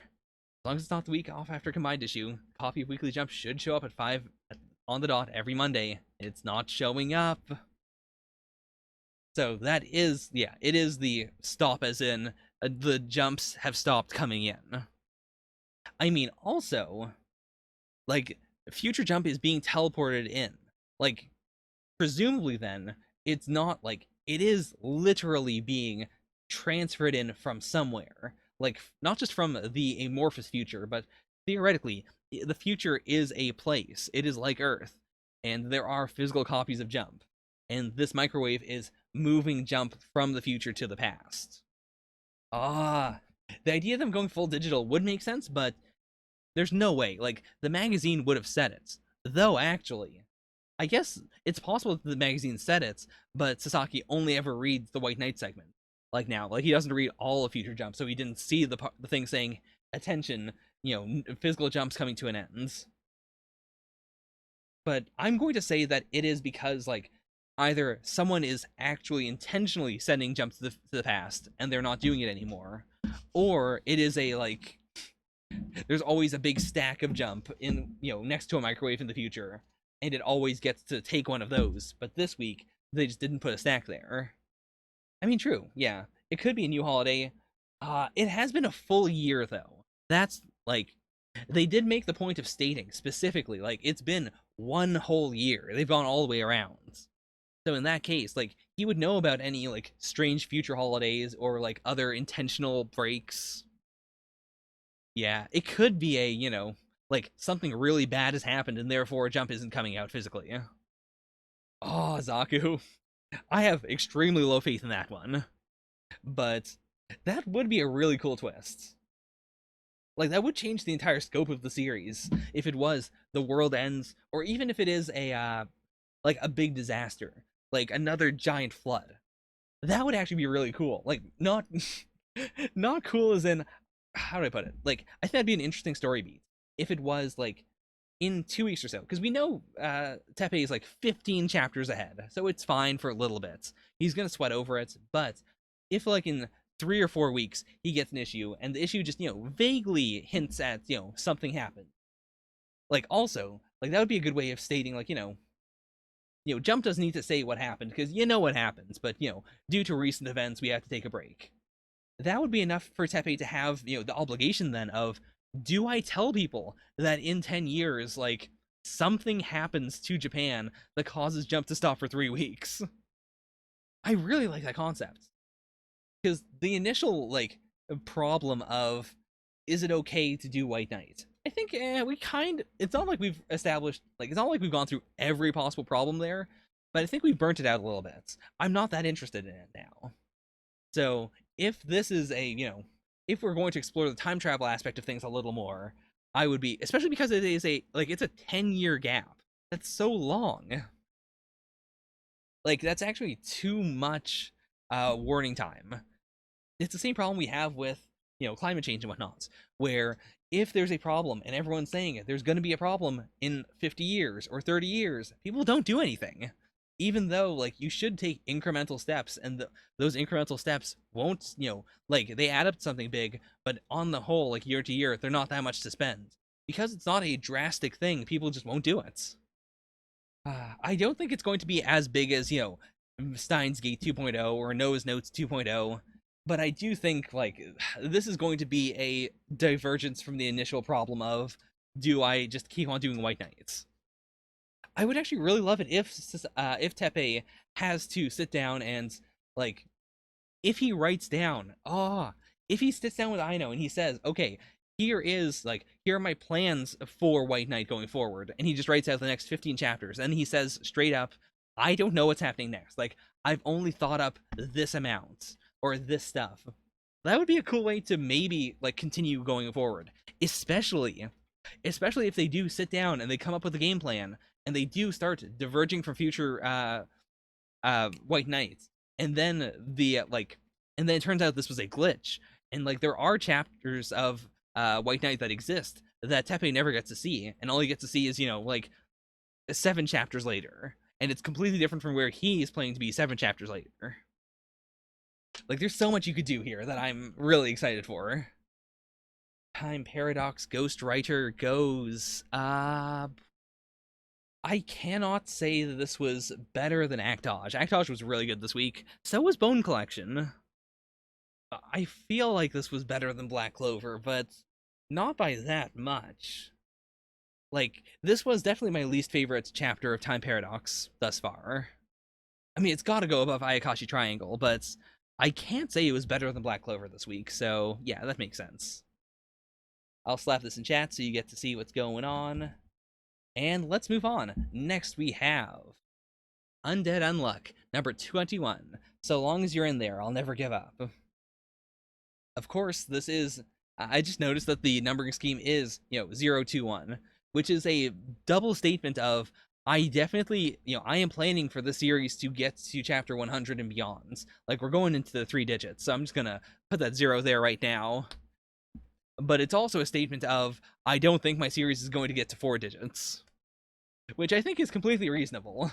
I would dislike any manga series that had a that put in the first chapter as chapter 0001. That is such a bold statement, but if the first chapter didn't, like, if it didn't justify going on for 999 more chapters, I would hate the series. Like, that's too far. But if it was, like, White Knight, if it was a series that everyone fell in love with, and it was chapter 0001, yeah, that would be a really powerful move. It's so weird that we're getting, like, it's not a cover story. It is just more of a, like, bonus note. It is something that I would imagine that it would be in the volumes, but I really appreciate that it's not a volume extra. Like, a volume extras that add to the story are things that I think should be in the original serialization.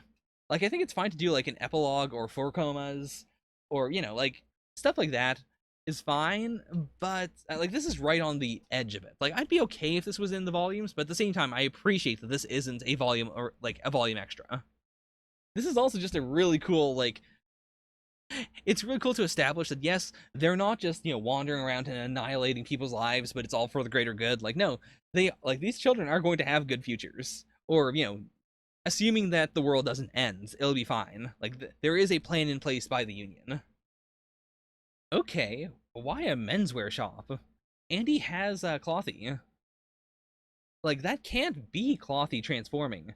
Otherwise, people would be like, people would clearly note that he's wearing a different outfit than he was wearing when he came in. So he has to be buying clothing, but for what purpose?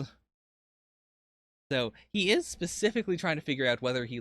Oh, I get it.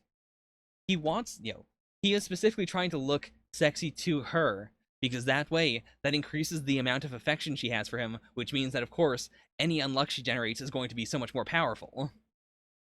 Also, that is an interesting statement, Damage. Like, I think I might agree with that. Like, for just, like, objects in general. Like, if I had a computer that could shapeshift into any computer, I would only have that computer. I'm not that interested in technology to want to, like, intentionally upgrade it with my money, even if I don't have to. But, like, with clothing, I probably would still buy clothing, even if I had one piece of clothing I could turn into any clothing ever. Oh, homie, that's a good point, too. Okay, so they're going undercover. Which, depending on whether, like, how much the world knows about Uma, it's also possible that, like, they could have a way of checking to see, are you an Uma? In which case, they would have to make sure that, Clothy doesn't come along. Ah, this is potentially so, like, this feels very York New. Like, just in terms of concept. But I am really excited to potentially see, like, the reverse union. Like, if they're dealing with negators, umas, and artifacts, like, it might just be that they have really, like, advanced technology that helps them deal with this. But I imagine it's, like, there's gotta be, like, if not negators on their side, then at the very least they have to have, like, specialized artifacts that can hold up to random negators that they have to fight. I mean, like, this is a specific, organization that deals with negators, umas, and artifacts. So they don't have to be public for them to be a problem in this specific instance. I mean, Undead Unluck, Hunter, Hunter. I could see it. Is it possible that Togashi is drawing Undead Unluck? Damage. Blessed. Andy really, like, hits the perfect level of, like, the series isn't actually stating she has to show off all the skin. It is clearly Andy doing it. But at the same time, there's a logical explanation while also getting the, pervert and the oh no you perverts dynamic. It's so perfect. Because also, I do consistently appreciate Fuko. I do consistently, like, I'm annoyed at Andy, but I still like him. It manages to do a dynamic that I hate in, like, 99% of all manga, but it does it so perfectly and I enjoy it genuinely from the bottom of my heart. I can see it. Like, I'd say tomboys in dresses is an offshoot of the general, like, embarrassed to be in this position fetish. The you stole my my towel and now I'm naked in this public environment, or I'm stranded here in this bad outfit, or that kind of thing. That's sort of what I would equate this more to. I know English. What an interesting infiltration mission as well, because like, the problem is other people potentially touching Fuko and then being unlocked because they're on a ship. If, like, with the kinds of unluck that we've seen before, it's very possible that someone touching Fuko's shoulder for long enough would be enough to sink the entire ship. This is such a cool moral problem too. Like, especially if it is just a tiny touch of unluck. Like, they could die, but at the same time, these people are the scum of the earth. Undead Uncock. Like, what about Fuko coming along is justice? By the way, I do appreciate the idea of Jui's having this, like, her character being about justice. Like, it is a very simple trope for it to be, this is the ability, and this person is based on, their personality is based on this ability. But I think that's so much more fascinating with negators, particularly. Like, Juiz acts in accordance with justice, but her ability is only, like, it only works to subvert the concept of justice. Vic Thor. That's a real Goldie Roger right there. Because she also, like, if it was just randomly written like that, I might think that was a, typo. But she does say Victor, no, Vic Thor. Like, she does correct herself. Oh boy, and we have Ragnarok. Oh boy. I can't believe how powerful this statement is. I don't understand the statement, and yet it is inherently so powerful. I imagine a lot of Undead Unluck is going to have, like, big twists that are just a slightly misspelled name. Like, this is the perfect manga for that sort of thing. Like, more so than just negator things. There are so many words that you can add an extra letter to. And the series has established that the only language is English. So, I am. I don't have words to express how wild this is. If we can manage to control that unluck of yours, it might just be powerful enough to kill God. That is less wild of a statement than Victor. Killing God is something I have seen in so many series. It is just like a common trope at this point. Victor is such a big brain move. It's such a big brain word. That's also like, it's not just a, you're using him. It is like Juice is outright stating, I want you to fall in love with him. And like, from chapter one, Fuko has not been completely against the idea. She's been against it. Like, she does, she's got the clear, I don't really like you. Not even as a I don't like you baka. It is a I don't like you because you act like an awful person. Like, her dislike of him is 100% justified in the places where she doesn't like him. I mean, theoretically, God could just be an Uma. Like, if we are going to make the big statement of, religion is a rule put on the, put it on the world, then even if there is no God, they could still have the God fight because you could just have a God Uma or a religion Uma. Oh no, Zaku, no, stop. That has no Chainsaw Man right now. Only Undead Unluck. Chainsaw Man is wild enough. It cannot absorb any of Undead Unluck's wilds. Any other series in Jump deserves some of this wild. Ayakashi Triangle could benefit from 1% of Undead Unluck's wilds. But Chainsaw Man and Undead Unluck, no crossover, not allowed. And yeah, Victor does call himself a Victor. And I mean, Victor also had the clear line of, I am not a god. Right? I mean, he also said, like, these pathetic rules won't work on me. But I'm pretty sure he stated something about not being a god. I also do appreciate, like, first of all, this is a really good outfit for Fuko. Like, it isn't, like, it is actually, like, you got the shoulders, you got the legs, but it is mostly covered up. And, like, she can pull off the gloves if necessary. But she does have gloves, so it is safe for her to, grab things. I also really like this sequence. I really like that looks wise, Andy says 8 out of 10, and all she needs her to be a 10 out of 10 is to stand with confidence, to not be embarrassed. Like, I genuinely really enjoy the fact that Andy is not in love with Fuko's like upsetness. Like, this isn't a food war situation of I like it when you're angry, or I like to embarrass you because you're cute when you're embarrassed. Like, Andy does genuinely like Fuko more when she is being strong and assertive. I genuinely want the series to end with them making love and then Andy explodes. I guess Victor would also explode, but I mean, I imagine by the time they make love and then Andy explodes, Fuko would be okay with it. I mean, that's just guys, am I right? No? Not funny? Okay, never mind. Moving on. Ah, he's jealous. Also, Zaku, I'm very concerned by message.txt. No, Andy, not here. This is such a populated area. No meteor shower, not allowed. I do really like this panel layout, by the way. Like, having it all center upon Fuko.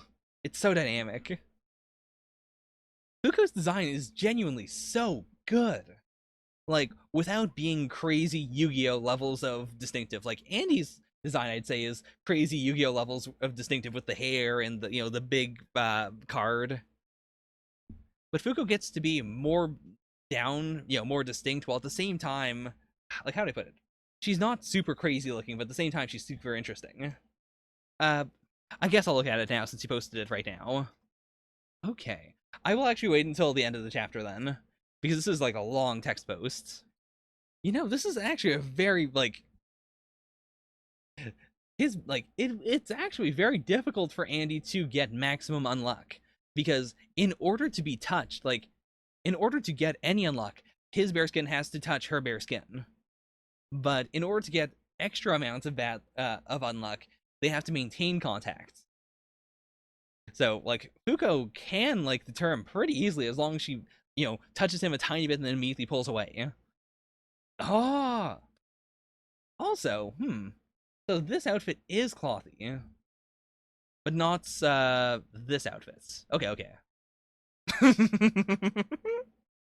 Oh boy, all I want from Clothy is the reverse bunny suit. Reverse bunny suit is legitimately so hot. I mean, it is 2 IQ, but it also feels very Denji-esque.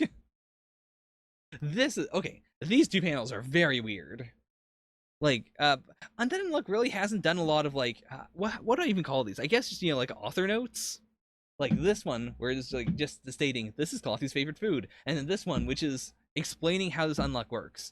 It's a very like early Battle Angel Alita used to do this all the time, where it would be like, hey, here's a martial arts, and then on every page there would be like an author note explaining where this martial art comes from and how it came from 500-year-old monks that were exiled to Mars.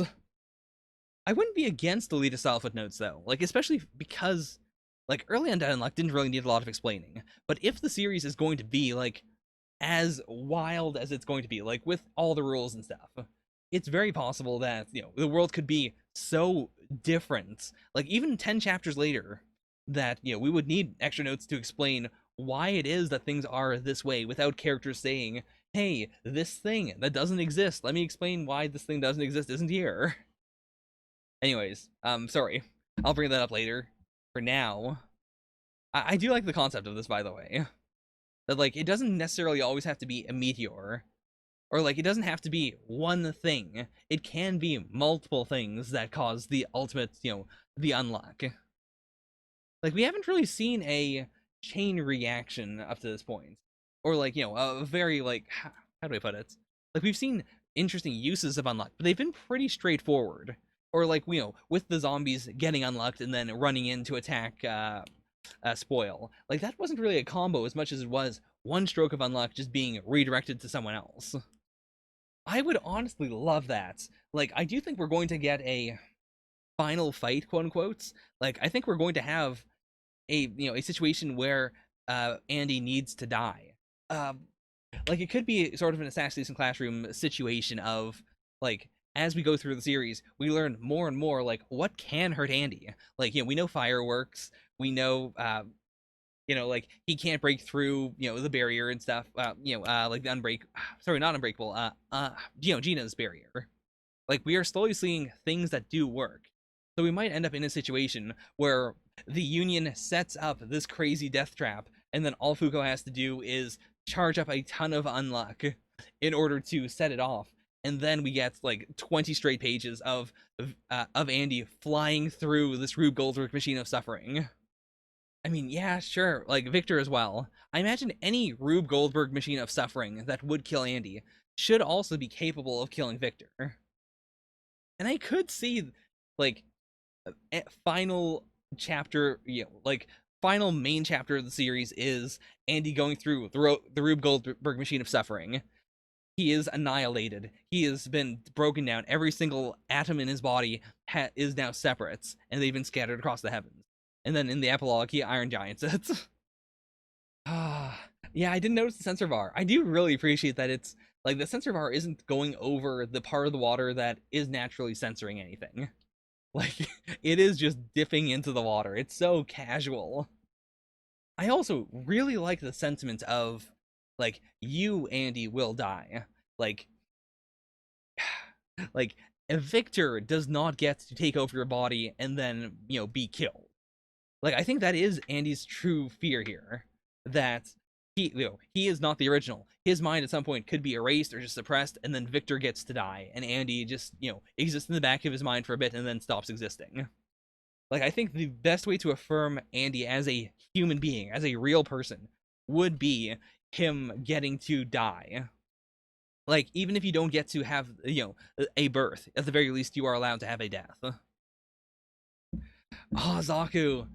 The censor bar being an in-universe rule would be such a good twist. It would have to be, like, in the... I mean, first of all, uncensor is such a good concept for a villain.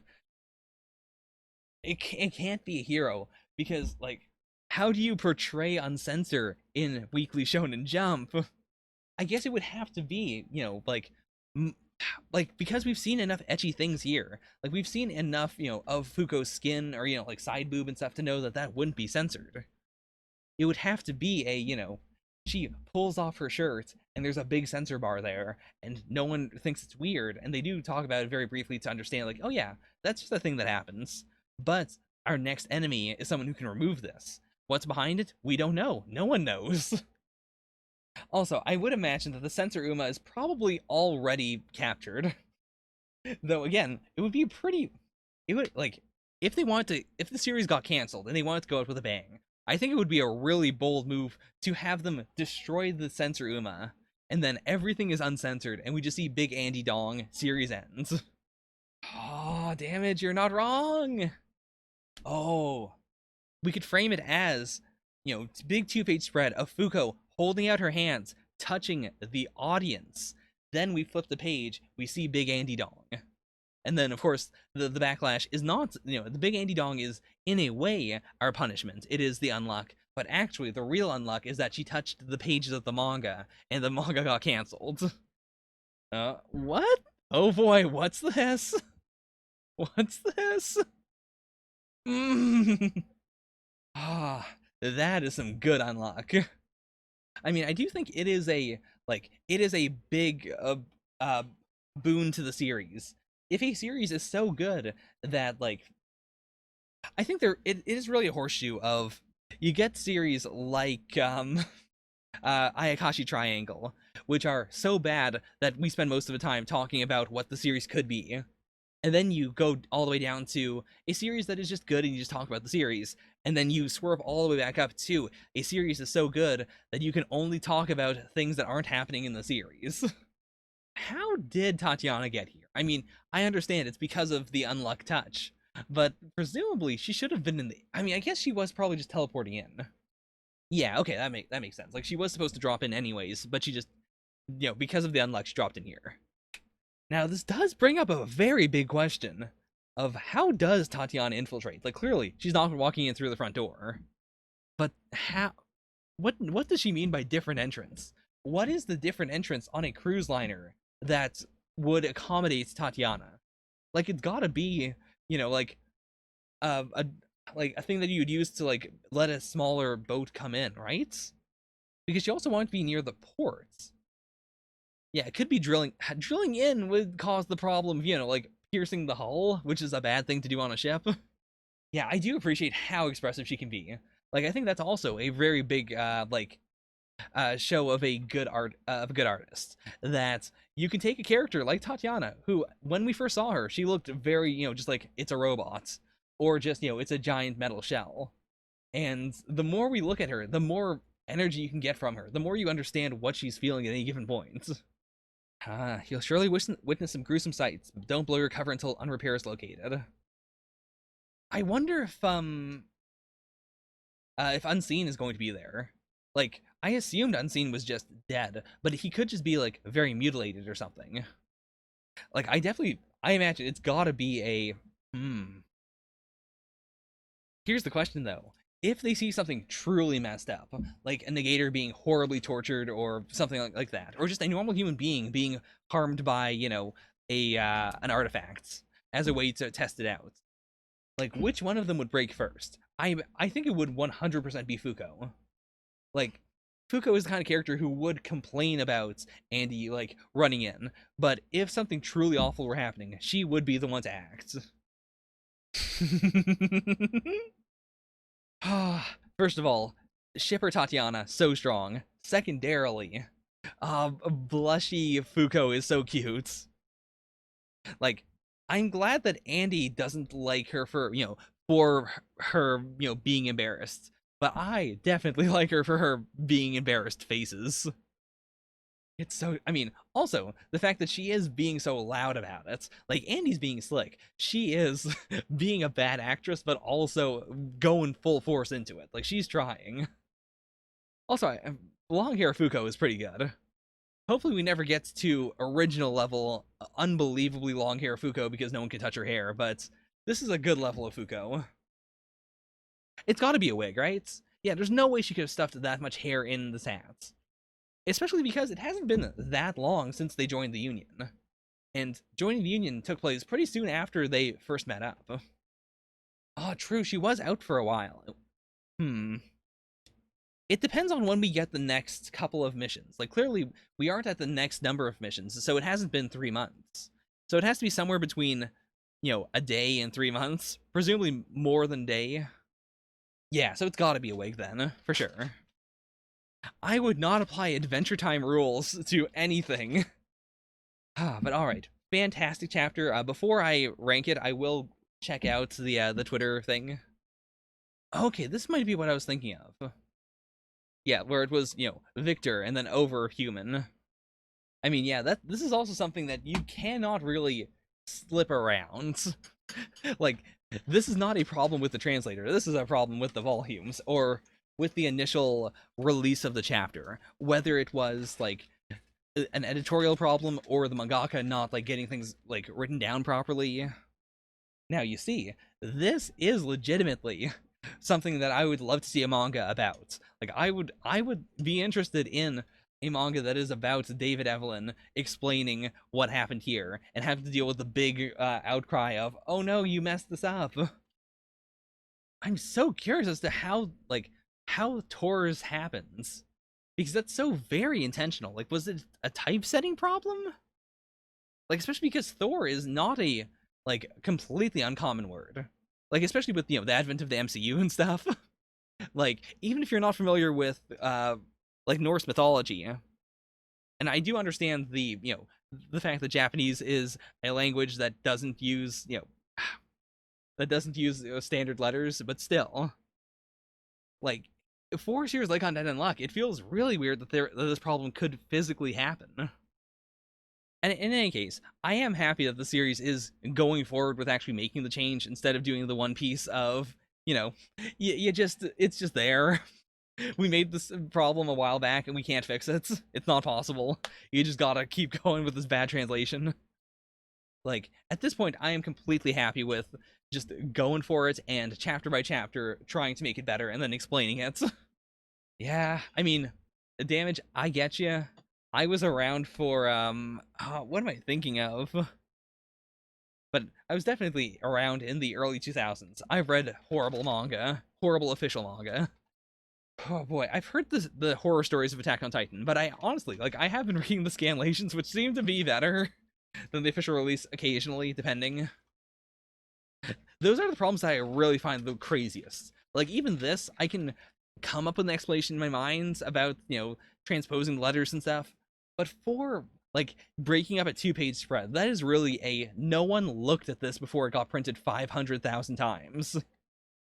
Anyways, let's move on. If you still want to talk about Undead Unluck, like, as long as you're not, like, posting fat spoilers. Like, if you want to talk about the translation stuff, go ahead while I'm going into Chainsaw Man. All's good. Next is Chainsaw Man, Chapter 74. What the Waves Say.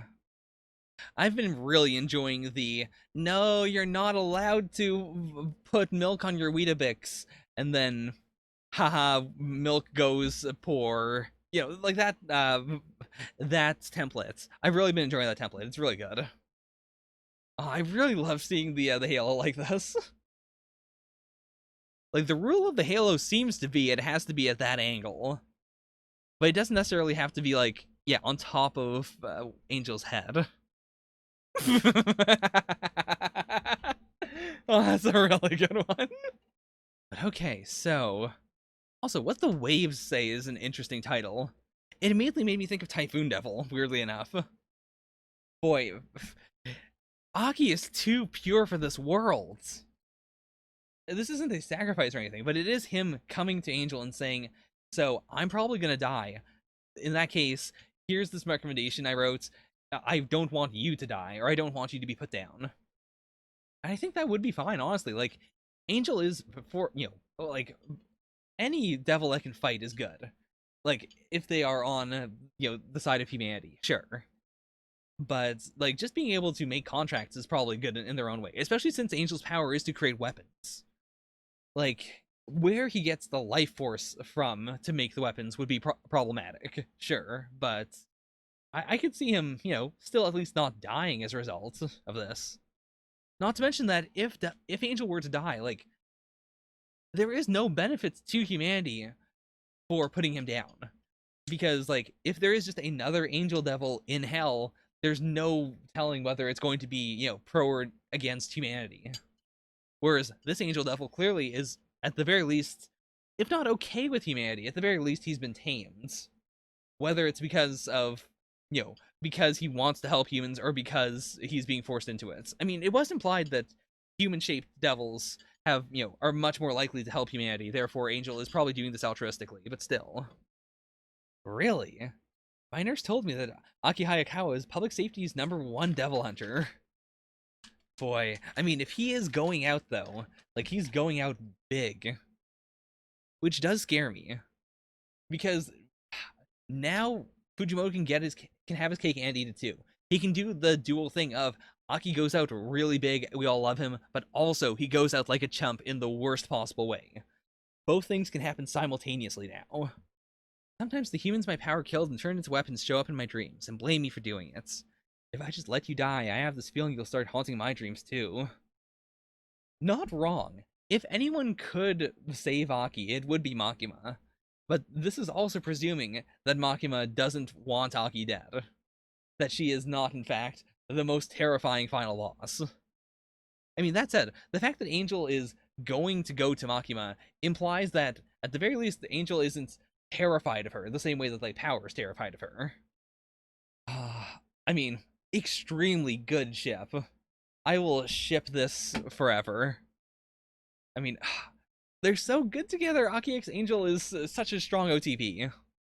Oh, what the waves say. So, oh, also, sorry, I didn't see anything, but I did accidentally move like a page ahead. Yaoi dojins have this stigma of bad proportions, and specifically bad hand proportions. And I do genuinely think the best possible way to mitigate that would be Aki X Angel, where there's only one hand. So you can focus really hard on drawing that one hand.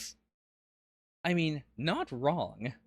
And that is a big statement from Angel to even say that. Like, you know, if all else fails, you can just run away. Just always be on the opposite side. I mean, first of all, knowing Fujimoto, that does feel like it's an ironic statement. Like, not in the sense that Denji is going to chainsaw through the entire planet and kill Aki, but in the sense of, at some point in the series, Denji might chainsaw through the world. Like, not literally cutting the world in half, but in the sense of, like, like tunneling using the chainsaws. And then that would bring up the potential of, what if he digs through the world? I mean, yeah, legitimately, Aki is a human being. And, like, he won't be hunted. With one arm, you can still have a normal job. If he is willing to let go of fighting the Gun Devil, then all that's really keeping him here is his care for Denji and Power. But presumably, like, without them, he could just run. Like, would Makima chase him to the ends of the earth? I don't know. Like, I don't think so. Maybe. But I don't know if he's important enough to Makima for her to do that. Though that does bring up the question of, is he important enough to Makima for her to, fix his arm or to find a way to save his life? That is the ultimate question we're moving towards, right, like, in this chapter. I do really like specifically this composition. Like, the really, like, layering Angel and then Aki in, like, interesting ways. Like, there's enough variation here that it doesn't feel boring. Also, it does seem like Fujimoto is, like, redrawing these at least a bit. Like, at least the head of it. Like, he doesn't redraw everything all the time, and I'm fine with that. But it seems like the hair especially is changing. Now, here's the question. Yeah, why does Aki, like, why is he in love with Makima? in most series, I would have assumed it was just a a random crush, and it came up so early in the series that I would have just written it away as just like a Fujimoto didn't know what he was doing. But I have enough faith in him to believe that there has to be something there. Like maybe she did save his life, or there is something much deeper there than I imagined. Oh, if we get a flashback, I'd really like to see Himeno again. Actually. Oh no, Pep! No, not allowed. Pep, boy, I just told chat no Chainsaw Man in Undead Unluck in the same way. No Undead Unluck in Chainsaw Man. No wordplay. It's not allowed. No Chainsaw Man in Chainsaw Man. Okay, so she's waiting for someone, presumably to walk out of the waves. Maybe another devil? Whatever happens, I want Denji in power to survive and be happy. And he is actually tearing up. And she is so dead looking at him like this. No emotional movement in the slightest. I'll make any contract with any devil. Please help me. Is there anything that he can do? Like, he has completely given up the potential of him surviving, is the thing as well. I cannot imagine this turning out well. Like, I don't think it's going to be, alright, make a contract with the worst possible devil and kill yourself in order to change his future. But I can see it, like, if it would be a good way to subvert that future from ever happening if he makes a contract that does kill him. Because then, like, Denji literally cannot attack him. But then depending on what the contract is, it could be a situation where, like, he dies, but then his body is a zombie. I can't say zombie anymore, but I mean, like, we had Doll, and Doll was almost zombie-esque. We could have a situation like that, where what happened, like, it still comes to pass. It's still awful, but it's not really Aki, or it's not really Denji, or something like that. But I don't think we're gonna move around it like that. Like, if Future said you're going to die in the worst possible way, I think he, like, 100%, like, clearly he's there for the lulz. He wants to see it. He wouldn't be like, I love this situation where you're not physically here to suffer. There's no way. No way. Okay, what is she going to say? And I can't get anything out of Angel. Like, I don't know what emotion Angel is expressing. Like, Makima is so dead that I'm scared, but Angel just seems sort of generally wistful. In that case, will you make a contract with me? If you'll give me all of you, I'll give you strength. Is she being, like, is this literal? I would assume yes. Like, but Makima is the kind of character where I wouldn't be surprised if she meant it metaphorically. But I feel like, the context of this is I'll make a contract with any devil. Boy, Zaku, yep. I spoke too soon. If you give me all of you, I'll give you strength. Which also, we've had this line a couple times before. Like, we had it, not this exact line, but the general concept of giving me all of you. Like, that idea of completely giving oneself to this person in exchange for something, whether it is seeing their dreams or whether it is like an actual physical thing. Human Devil is definitely the one I'm most into. Like, I like the concept. I like the idea of the hybrids, all being based on tools, and therefore what uses tools? The humans do. Humans created tools. Humans use them. Devils themselves seem to be ultimately tools. This is an order. Say you'll make a contract. Oh boy, and these eyes. Like, there's the fact that the lines are thinner are actually so much scarier. Like, these are the yandere eyes, the blank eyes. As worrisome as her eyes usually are, they're thick enough that there's some texture to them. They're not. I can't believe her eyes can get more scary than they already are. Yeah, she's never looked this terrifying. Why is it that until now I've forgotten the past? Okay, so Angel flashback. Now, of all times. Okay, so we do know that Angel. I guess we didn't know the place where I first was, but we do know that Angel lived somewhere and he killed everyone there. I think it was something to that effect. Like, that's why he's so selective about using the lives within him. because he could turn lives into weapons, but those were all lives of people he liked. I could never forget what Makima did to me. I wonder if this is the island they were that Denji and Makima were going to go to, like when they were going on their trip post last arc. What could this possibly be? Like, first of all, I love these panels. That would also explain why he would have taken all of their lives. It wasn't intentional. She did command him to do it, and somehow, like, it's not even that he was forced to do it. Or, how do I put it? It's not that he was consciously forced to do it. It is that he had this, like, sudden cut of consciousness. He was unaware of what he was doing, and that would also, oh my god. You like her, right? Why'd you fall for her? That's it. It wasn't, it wasn't that Aki like just happened to fall in love with her for some reason that we'll see in the future. It is explicitly, it has to be explicitly that she commanded him to fall in love with her for some reason. I don't know why. The authority devil. I could see that for sure. Because it depends on how you, like, authority is scary. And there are a lot of ways you could stretch that concept to explain, like, why can she, why does she know everything that all animals know? It could be more that she has the authority, like, I don't know how you would spin it in a way that doesn't sound insane. But something like that, like, she commands even animals to do things for her, and they do it. I really want to read the first 3 chapters again, because I don't know what she ever said to him, actually. I don't think, like, she definitely said, the whole, like, you're gonna be my dog thing.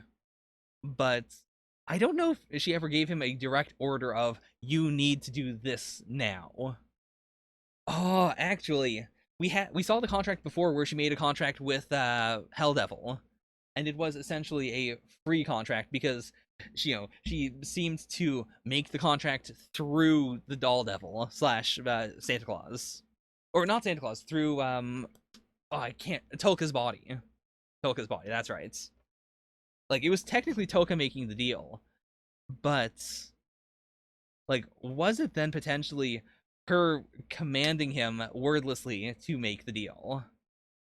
There is something I can't quite put to words that connects the idea of commanding animals, like having the sight through animals, and also being able to speak through someone else, and also being able to say things, to say things and have them be followed to the letter. Like, there is some expression of authority that encapsulates all of that I can't quite pull together. But I do think, like, her blasting holes through people, I assume, I mean, that could also just be her turning into her devil form then. But, like, her turning into rats, or, the rats, like, swirling up and then turning into her, I imagine some of that could just be other contracts she's made. Especially if, like, if she can use her ability to make other people make contracts on her behalf. Like, that would, at some level, that would allow her to have free contracts, or effectively free for her contracts. Like, if her authority is her main ability, that would expand what she can potentially do. Though, that is avoiding the even bigger possibility of her being able to, like, her authority itself being a contract she made with something else. Because then you could also chain it as she has X ability. X ability allowed her to get a contract with, the Authority Devil, which allows her to forcibly make contracts with other devils. Like, this could be a isekai protagonist-esque chain of events that allow her to have a bunch of abilities while only having one, or maybe not even having any. There is the possibility of her just being a normal human being who has a bunch of abilities through a bunch of interesting trades, a la the red paperclip, that the guy on the internet who famously traded one red paperclip and continued to make trades until he got a house. I could see just a long web of contracts that eventually resulted in Makima the way she is right now. I didn't even turn over to this page yet. I kind of thought we were done the chapter. Yeah, so his eyes expanded, he made the contract, and clearly, what could Angel possibly do here? Like, Angel has remembered all of this, but what could he possibly do to stop Makima in this moment? I feel like she's still somewhere on my best girl list, but not in a I want to date her way. there is some, in the same way that I'm not totally sure how I feel about her abilities. In the same way, she is on some level of best girl that I can't fully quantify.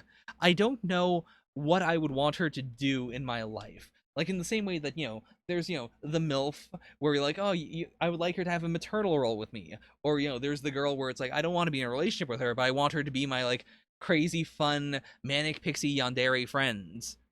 I don't know what role I could possibly want Makima to have in my life. Is there a healthy place to put someone who terrifies you always? Like, that shouldn't be a parental figure, that shouldn't be a boyfriend or girlfriend. It could be a friend, but I don't know how healthy having a friend who you're terrified of is.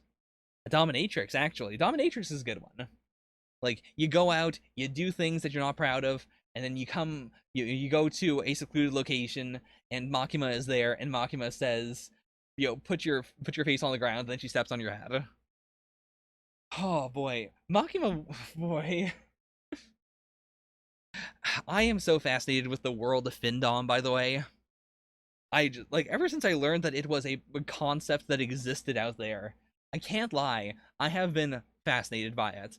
Donut will not allow me to do so, but boy, Findom is the future. Where does this chapter go? Actually, I forgot to rank Undead Unluck. So, whoopsie. I don't think Undead Unluck was as good as Actage, but I think Chainsaw Man better than Actage. So that's the way things are currently looking. After this, we have Dr. Stone. Tell me if I'm missing anything, by the way. I mean, you can also sneakily just say Dragon Ball Super, and then I might mess up and go like, oh, I guess I didn't read Dragon Ball Super this week. I'll just do it on stream. All right, I forgot to do Boruto. But, like, seriously, if I'm getting near the end of my stream and I'm saying, like, final thing, Dr. Stone, if there's anything I haven't done that is out, let me know. There is no My Hero this week. Yeah. Anyways, let's move on. Oh yeah, author comments as well. I never say that, but I should put an author comments tab up so I don't forget. I'd say it's less of a bullying fetish. It's more of a, like, it is genuinely stripped down to, like, there are different levels of it, but it is mostly just paying money for someone's attention and getting off on the idea that you don't deserve even a speck of the attention.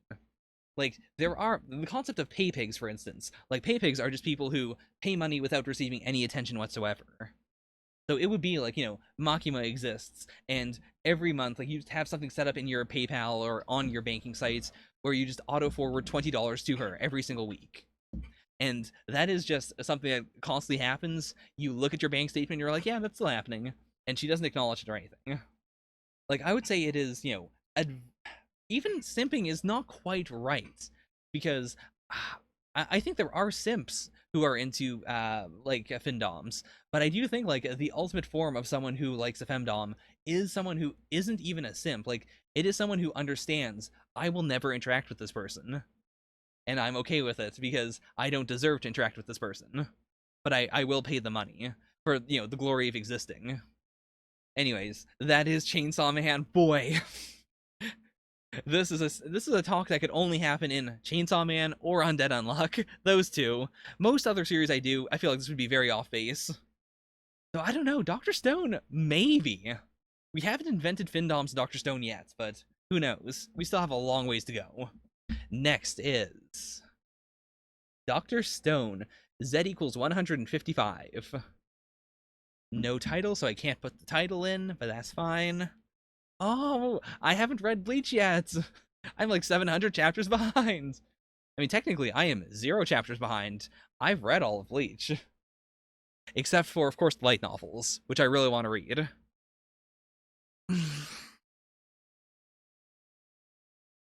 Okay. I legitimately, no joke, because of what we were talking about, I imagine that's gotta be it.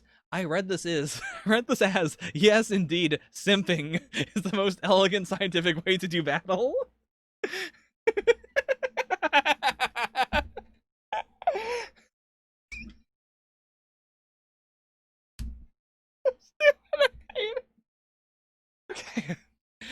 Okay. I think I enjoyed that way more than anyone could possibly enjoy it. No, not the emoticon! But I can't look at it. I legitimately can only read it as simping. But okay. So, we... I, mm, this whole page is done. But let's not read this page anymore. I gotta stop looking at this page. Sniping is something that you can do it with hero characters. I mean, Usopp, sure. But I do think, like, the beauty of sniping, the idea of like sitting somewhere and just not doing anything for a long time, is something that is better handled by villains. Like, it's very hard to do a heroic sniper, because sniping is also inherently, it is the opposite of a, manly, bloody, fist to fist combat sort of fight. It is, I am so far away from you, you cannot possibly touch me, except for like a sniper battle. Sniper battles have, kind of bring back that feeling of, it is almost a hand-to-hand combat situation, because, both people can fight in the same way. But sniping someone who can't snipe you back is very hard to do in a heroic way. I mean, I'm no longer doing this on YouTube, so sadly I can't activate, the, what is that called again? Like, super chats? I can't do super chats. Oh, boy. Okay, Pep, you've made a good point. We stan Stan. We stan a Stan right now.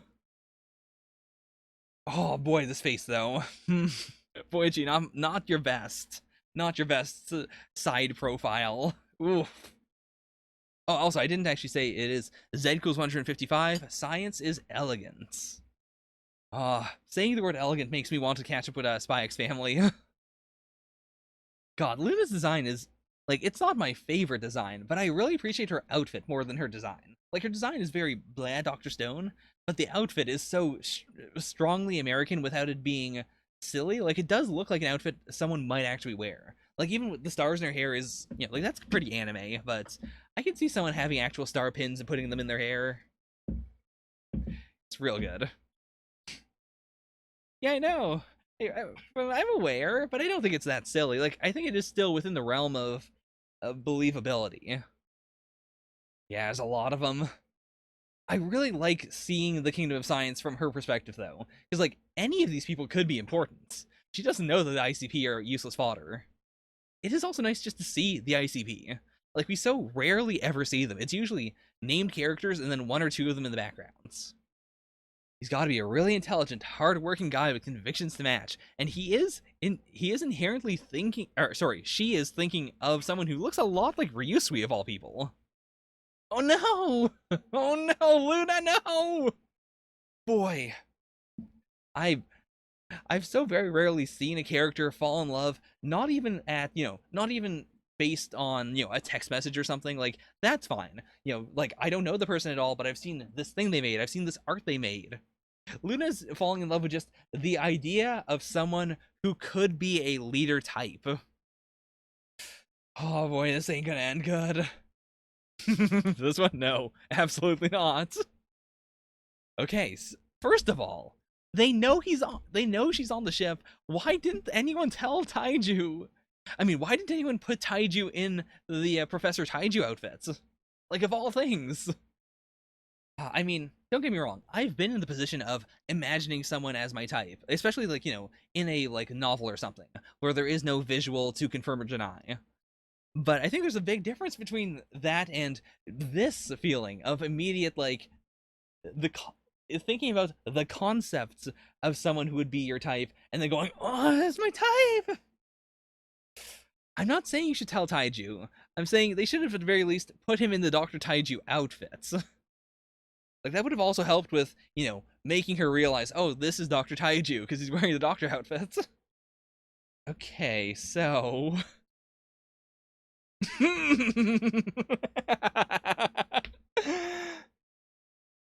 These faces are great.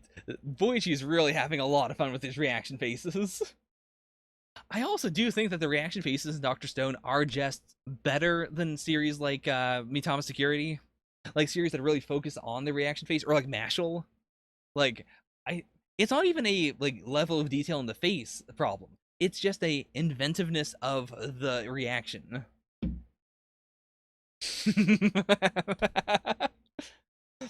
Okay, so also we're not even going for reaction faces. We're going for this face.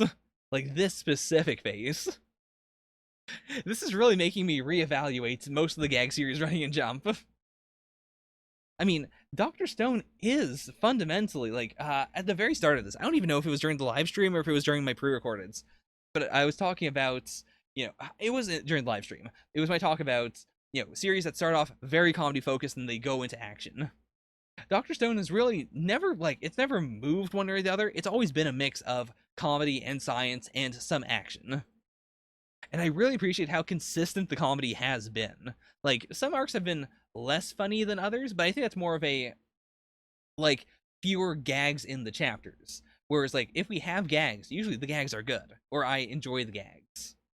I guess that's what I mean by consistent. Not like a consistent number of gags, but consistently funny gags when gags exist.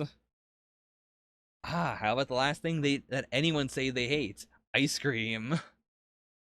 I mean, Senku is the kind of guy who would, you and the boys want to have ice cream, and then Senku sits down and explains that no, not everyone likes ice cream, even though the entire group is saying yes, we want to have ice cream, and eventually he convinces everyone that, oh, I guess we don't like ice cream. Let's not get ice cream. He's that guy.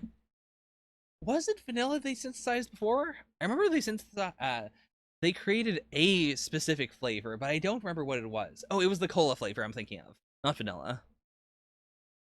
So it's chlorine, perhaps. Oh, ozone. I mean, to be fair, Gen never asked for Coca-Cola vanilla. Senku could have probably pulled it off with enough time, but... I mean, that's Coke, that's vanilla Coke. They don't have Diet Coke yet. They don't have fake sweeteners, as far as I can recall. But they're well on their way to re-establishing the entire Coca-Cola family of flavors. Why don't we get to see her touching the ice cream? Also, I cannot believe that Senku had, like, this is Senku ice cream. He did have his name printed on every single cone. Pep, can you explain that one? I sure hope that changed on the OBS output. Because I don't know if Senku needs to reestablish cum. I mean, to be fair, I like Coke Zero. I don't like Diet Coke, but I do think Coke Zero is... I personally like it better than actual Coke. Because I can actually drink it. Whereas actual Coke feels way thicker to me. It's been a while since we've had a speech like this. I mean, I guess because Senku's hammered it into everyone so often, and now he finally has a new person he can tell this to. Like, I love the aesthetic of, like, specifically, of science not being a miracle that can do anything, but science being something that, if you try hard enough, even if you don't have the easiest solution, you can work your way around. Like, you can eventually get to where you want to go. Of course, she is the girl of the arc who has to fall in love with Senku. I can't believe Dr. Stone has this pseudo-harem thing going on without it going full harem. Like, that is the real Boichi pushing to make it a harem, Inagaki pushing to make it a science series. They meet in the middle. Does Senku know Dr. Zeno? I mean, Dr. Zeno definitely was not on the space shuttle. We saw the space shuttle. I mean, that would be pretty wild if we were to retcon Byakuya by saying, Byakuya didn't that is non-canon, of course. But what you didn't see in the original, Dr. Stone thing was all the astronauts and Senku's dad and also Dr. Zeno in the background. Also, I imagine a lot of people after this chapter are probably going to say, oh, maybe Dr. Zeno turned the world to stone. No way. No how. Doubts. Big doubt. Not possible. I refuse. When I started making rockets, Dr. Zeno was my science mentor. Okay. Also, when I started making rockets, so it wasn't it had to have been some sort of a, how does a kid get in touch with a NASA scientist?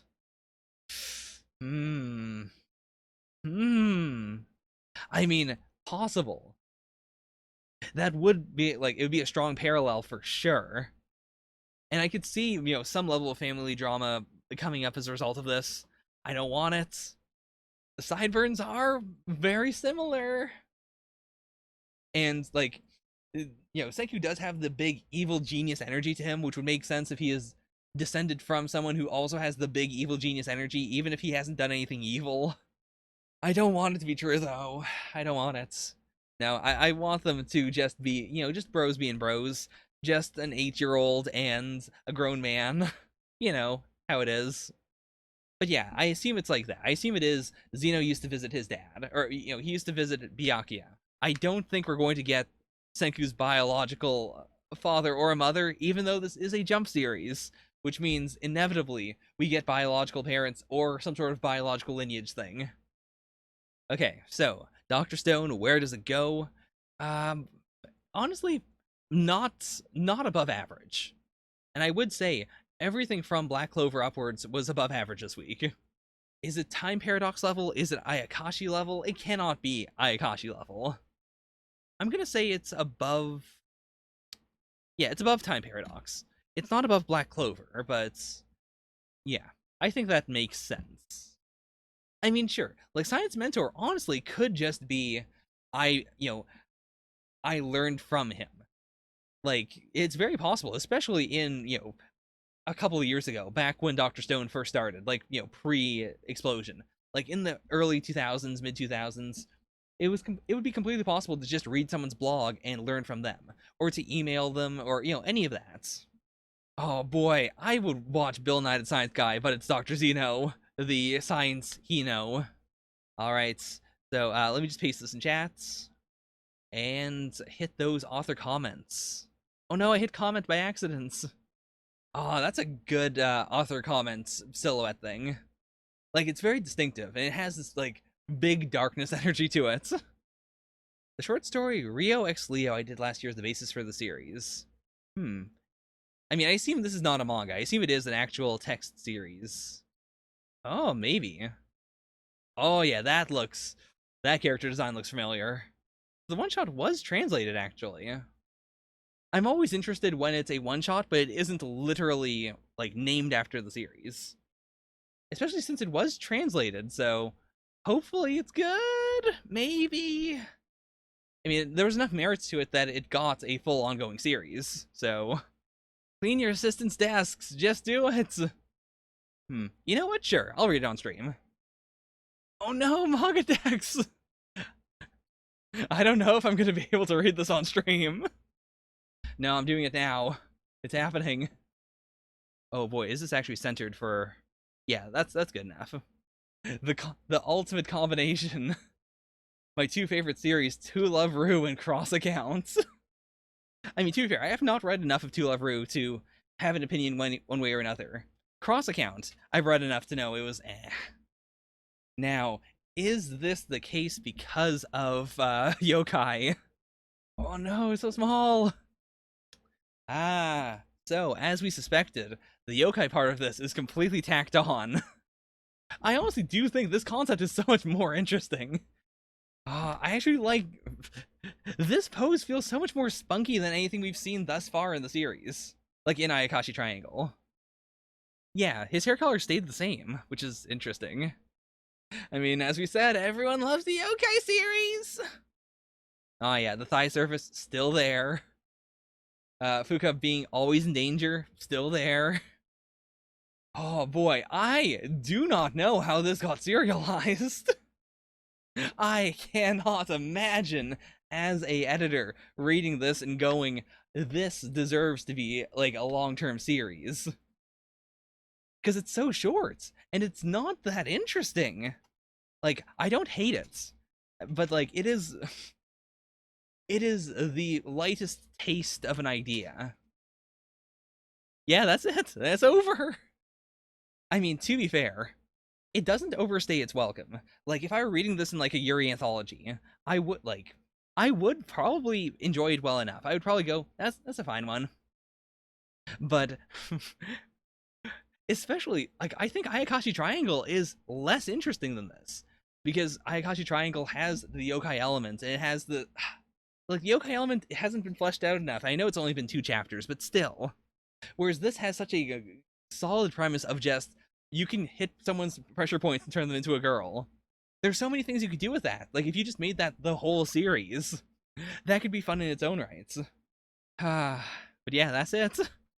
I should I timestamp that? I guess I will. I guess I'll have author comments 1, then Rio X Leo, and then more, I guess. Taishi, no! You have nothing to learn from him. I mean, I do. Again, I think We Never Learn is fantastic, especially since now we are in the epilogue. I don't think Taishi needs to learn anything from Ayakashi Triangle. I mean, it clearly was not voluntary.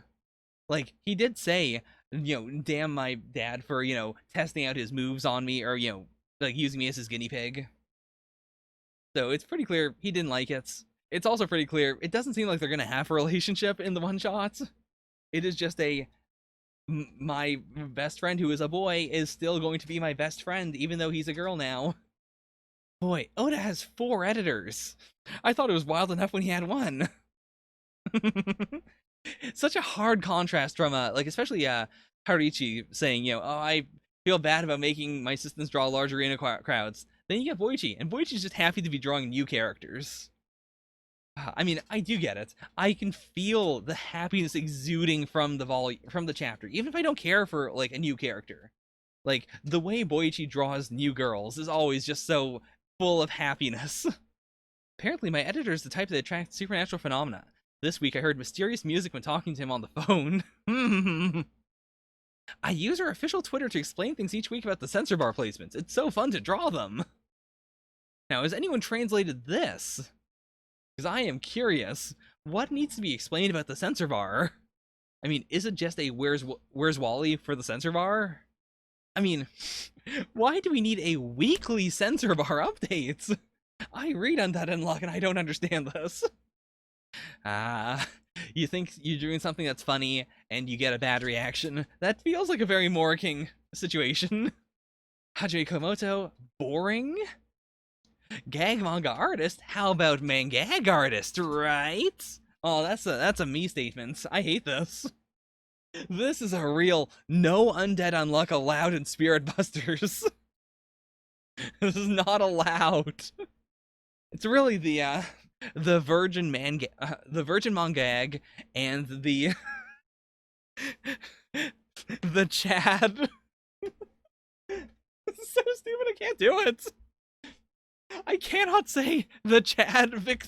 Oh no, the word won't come out of my face.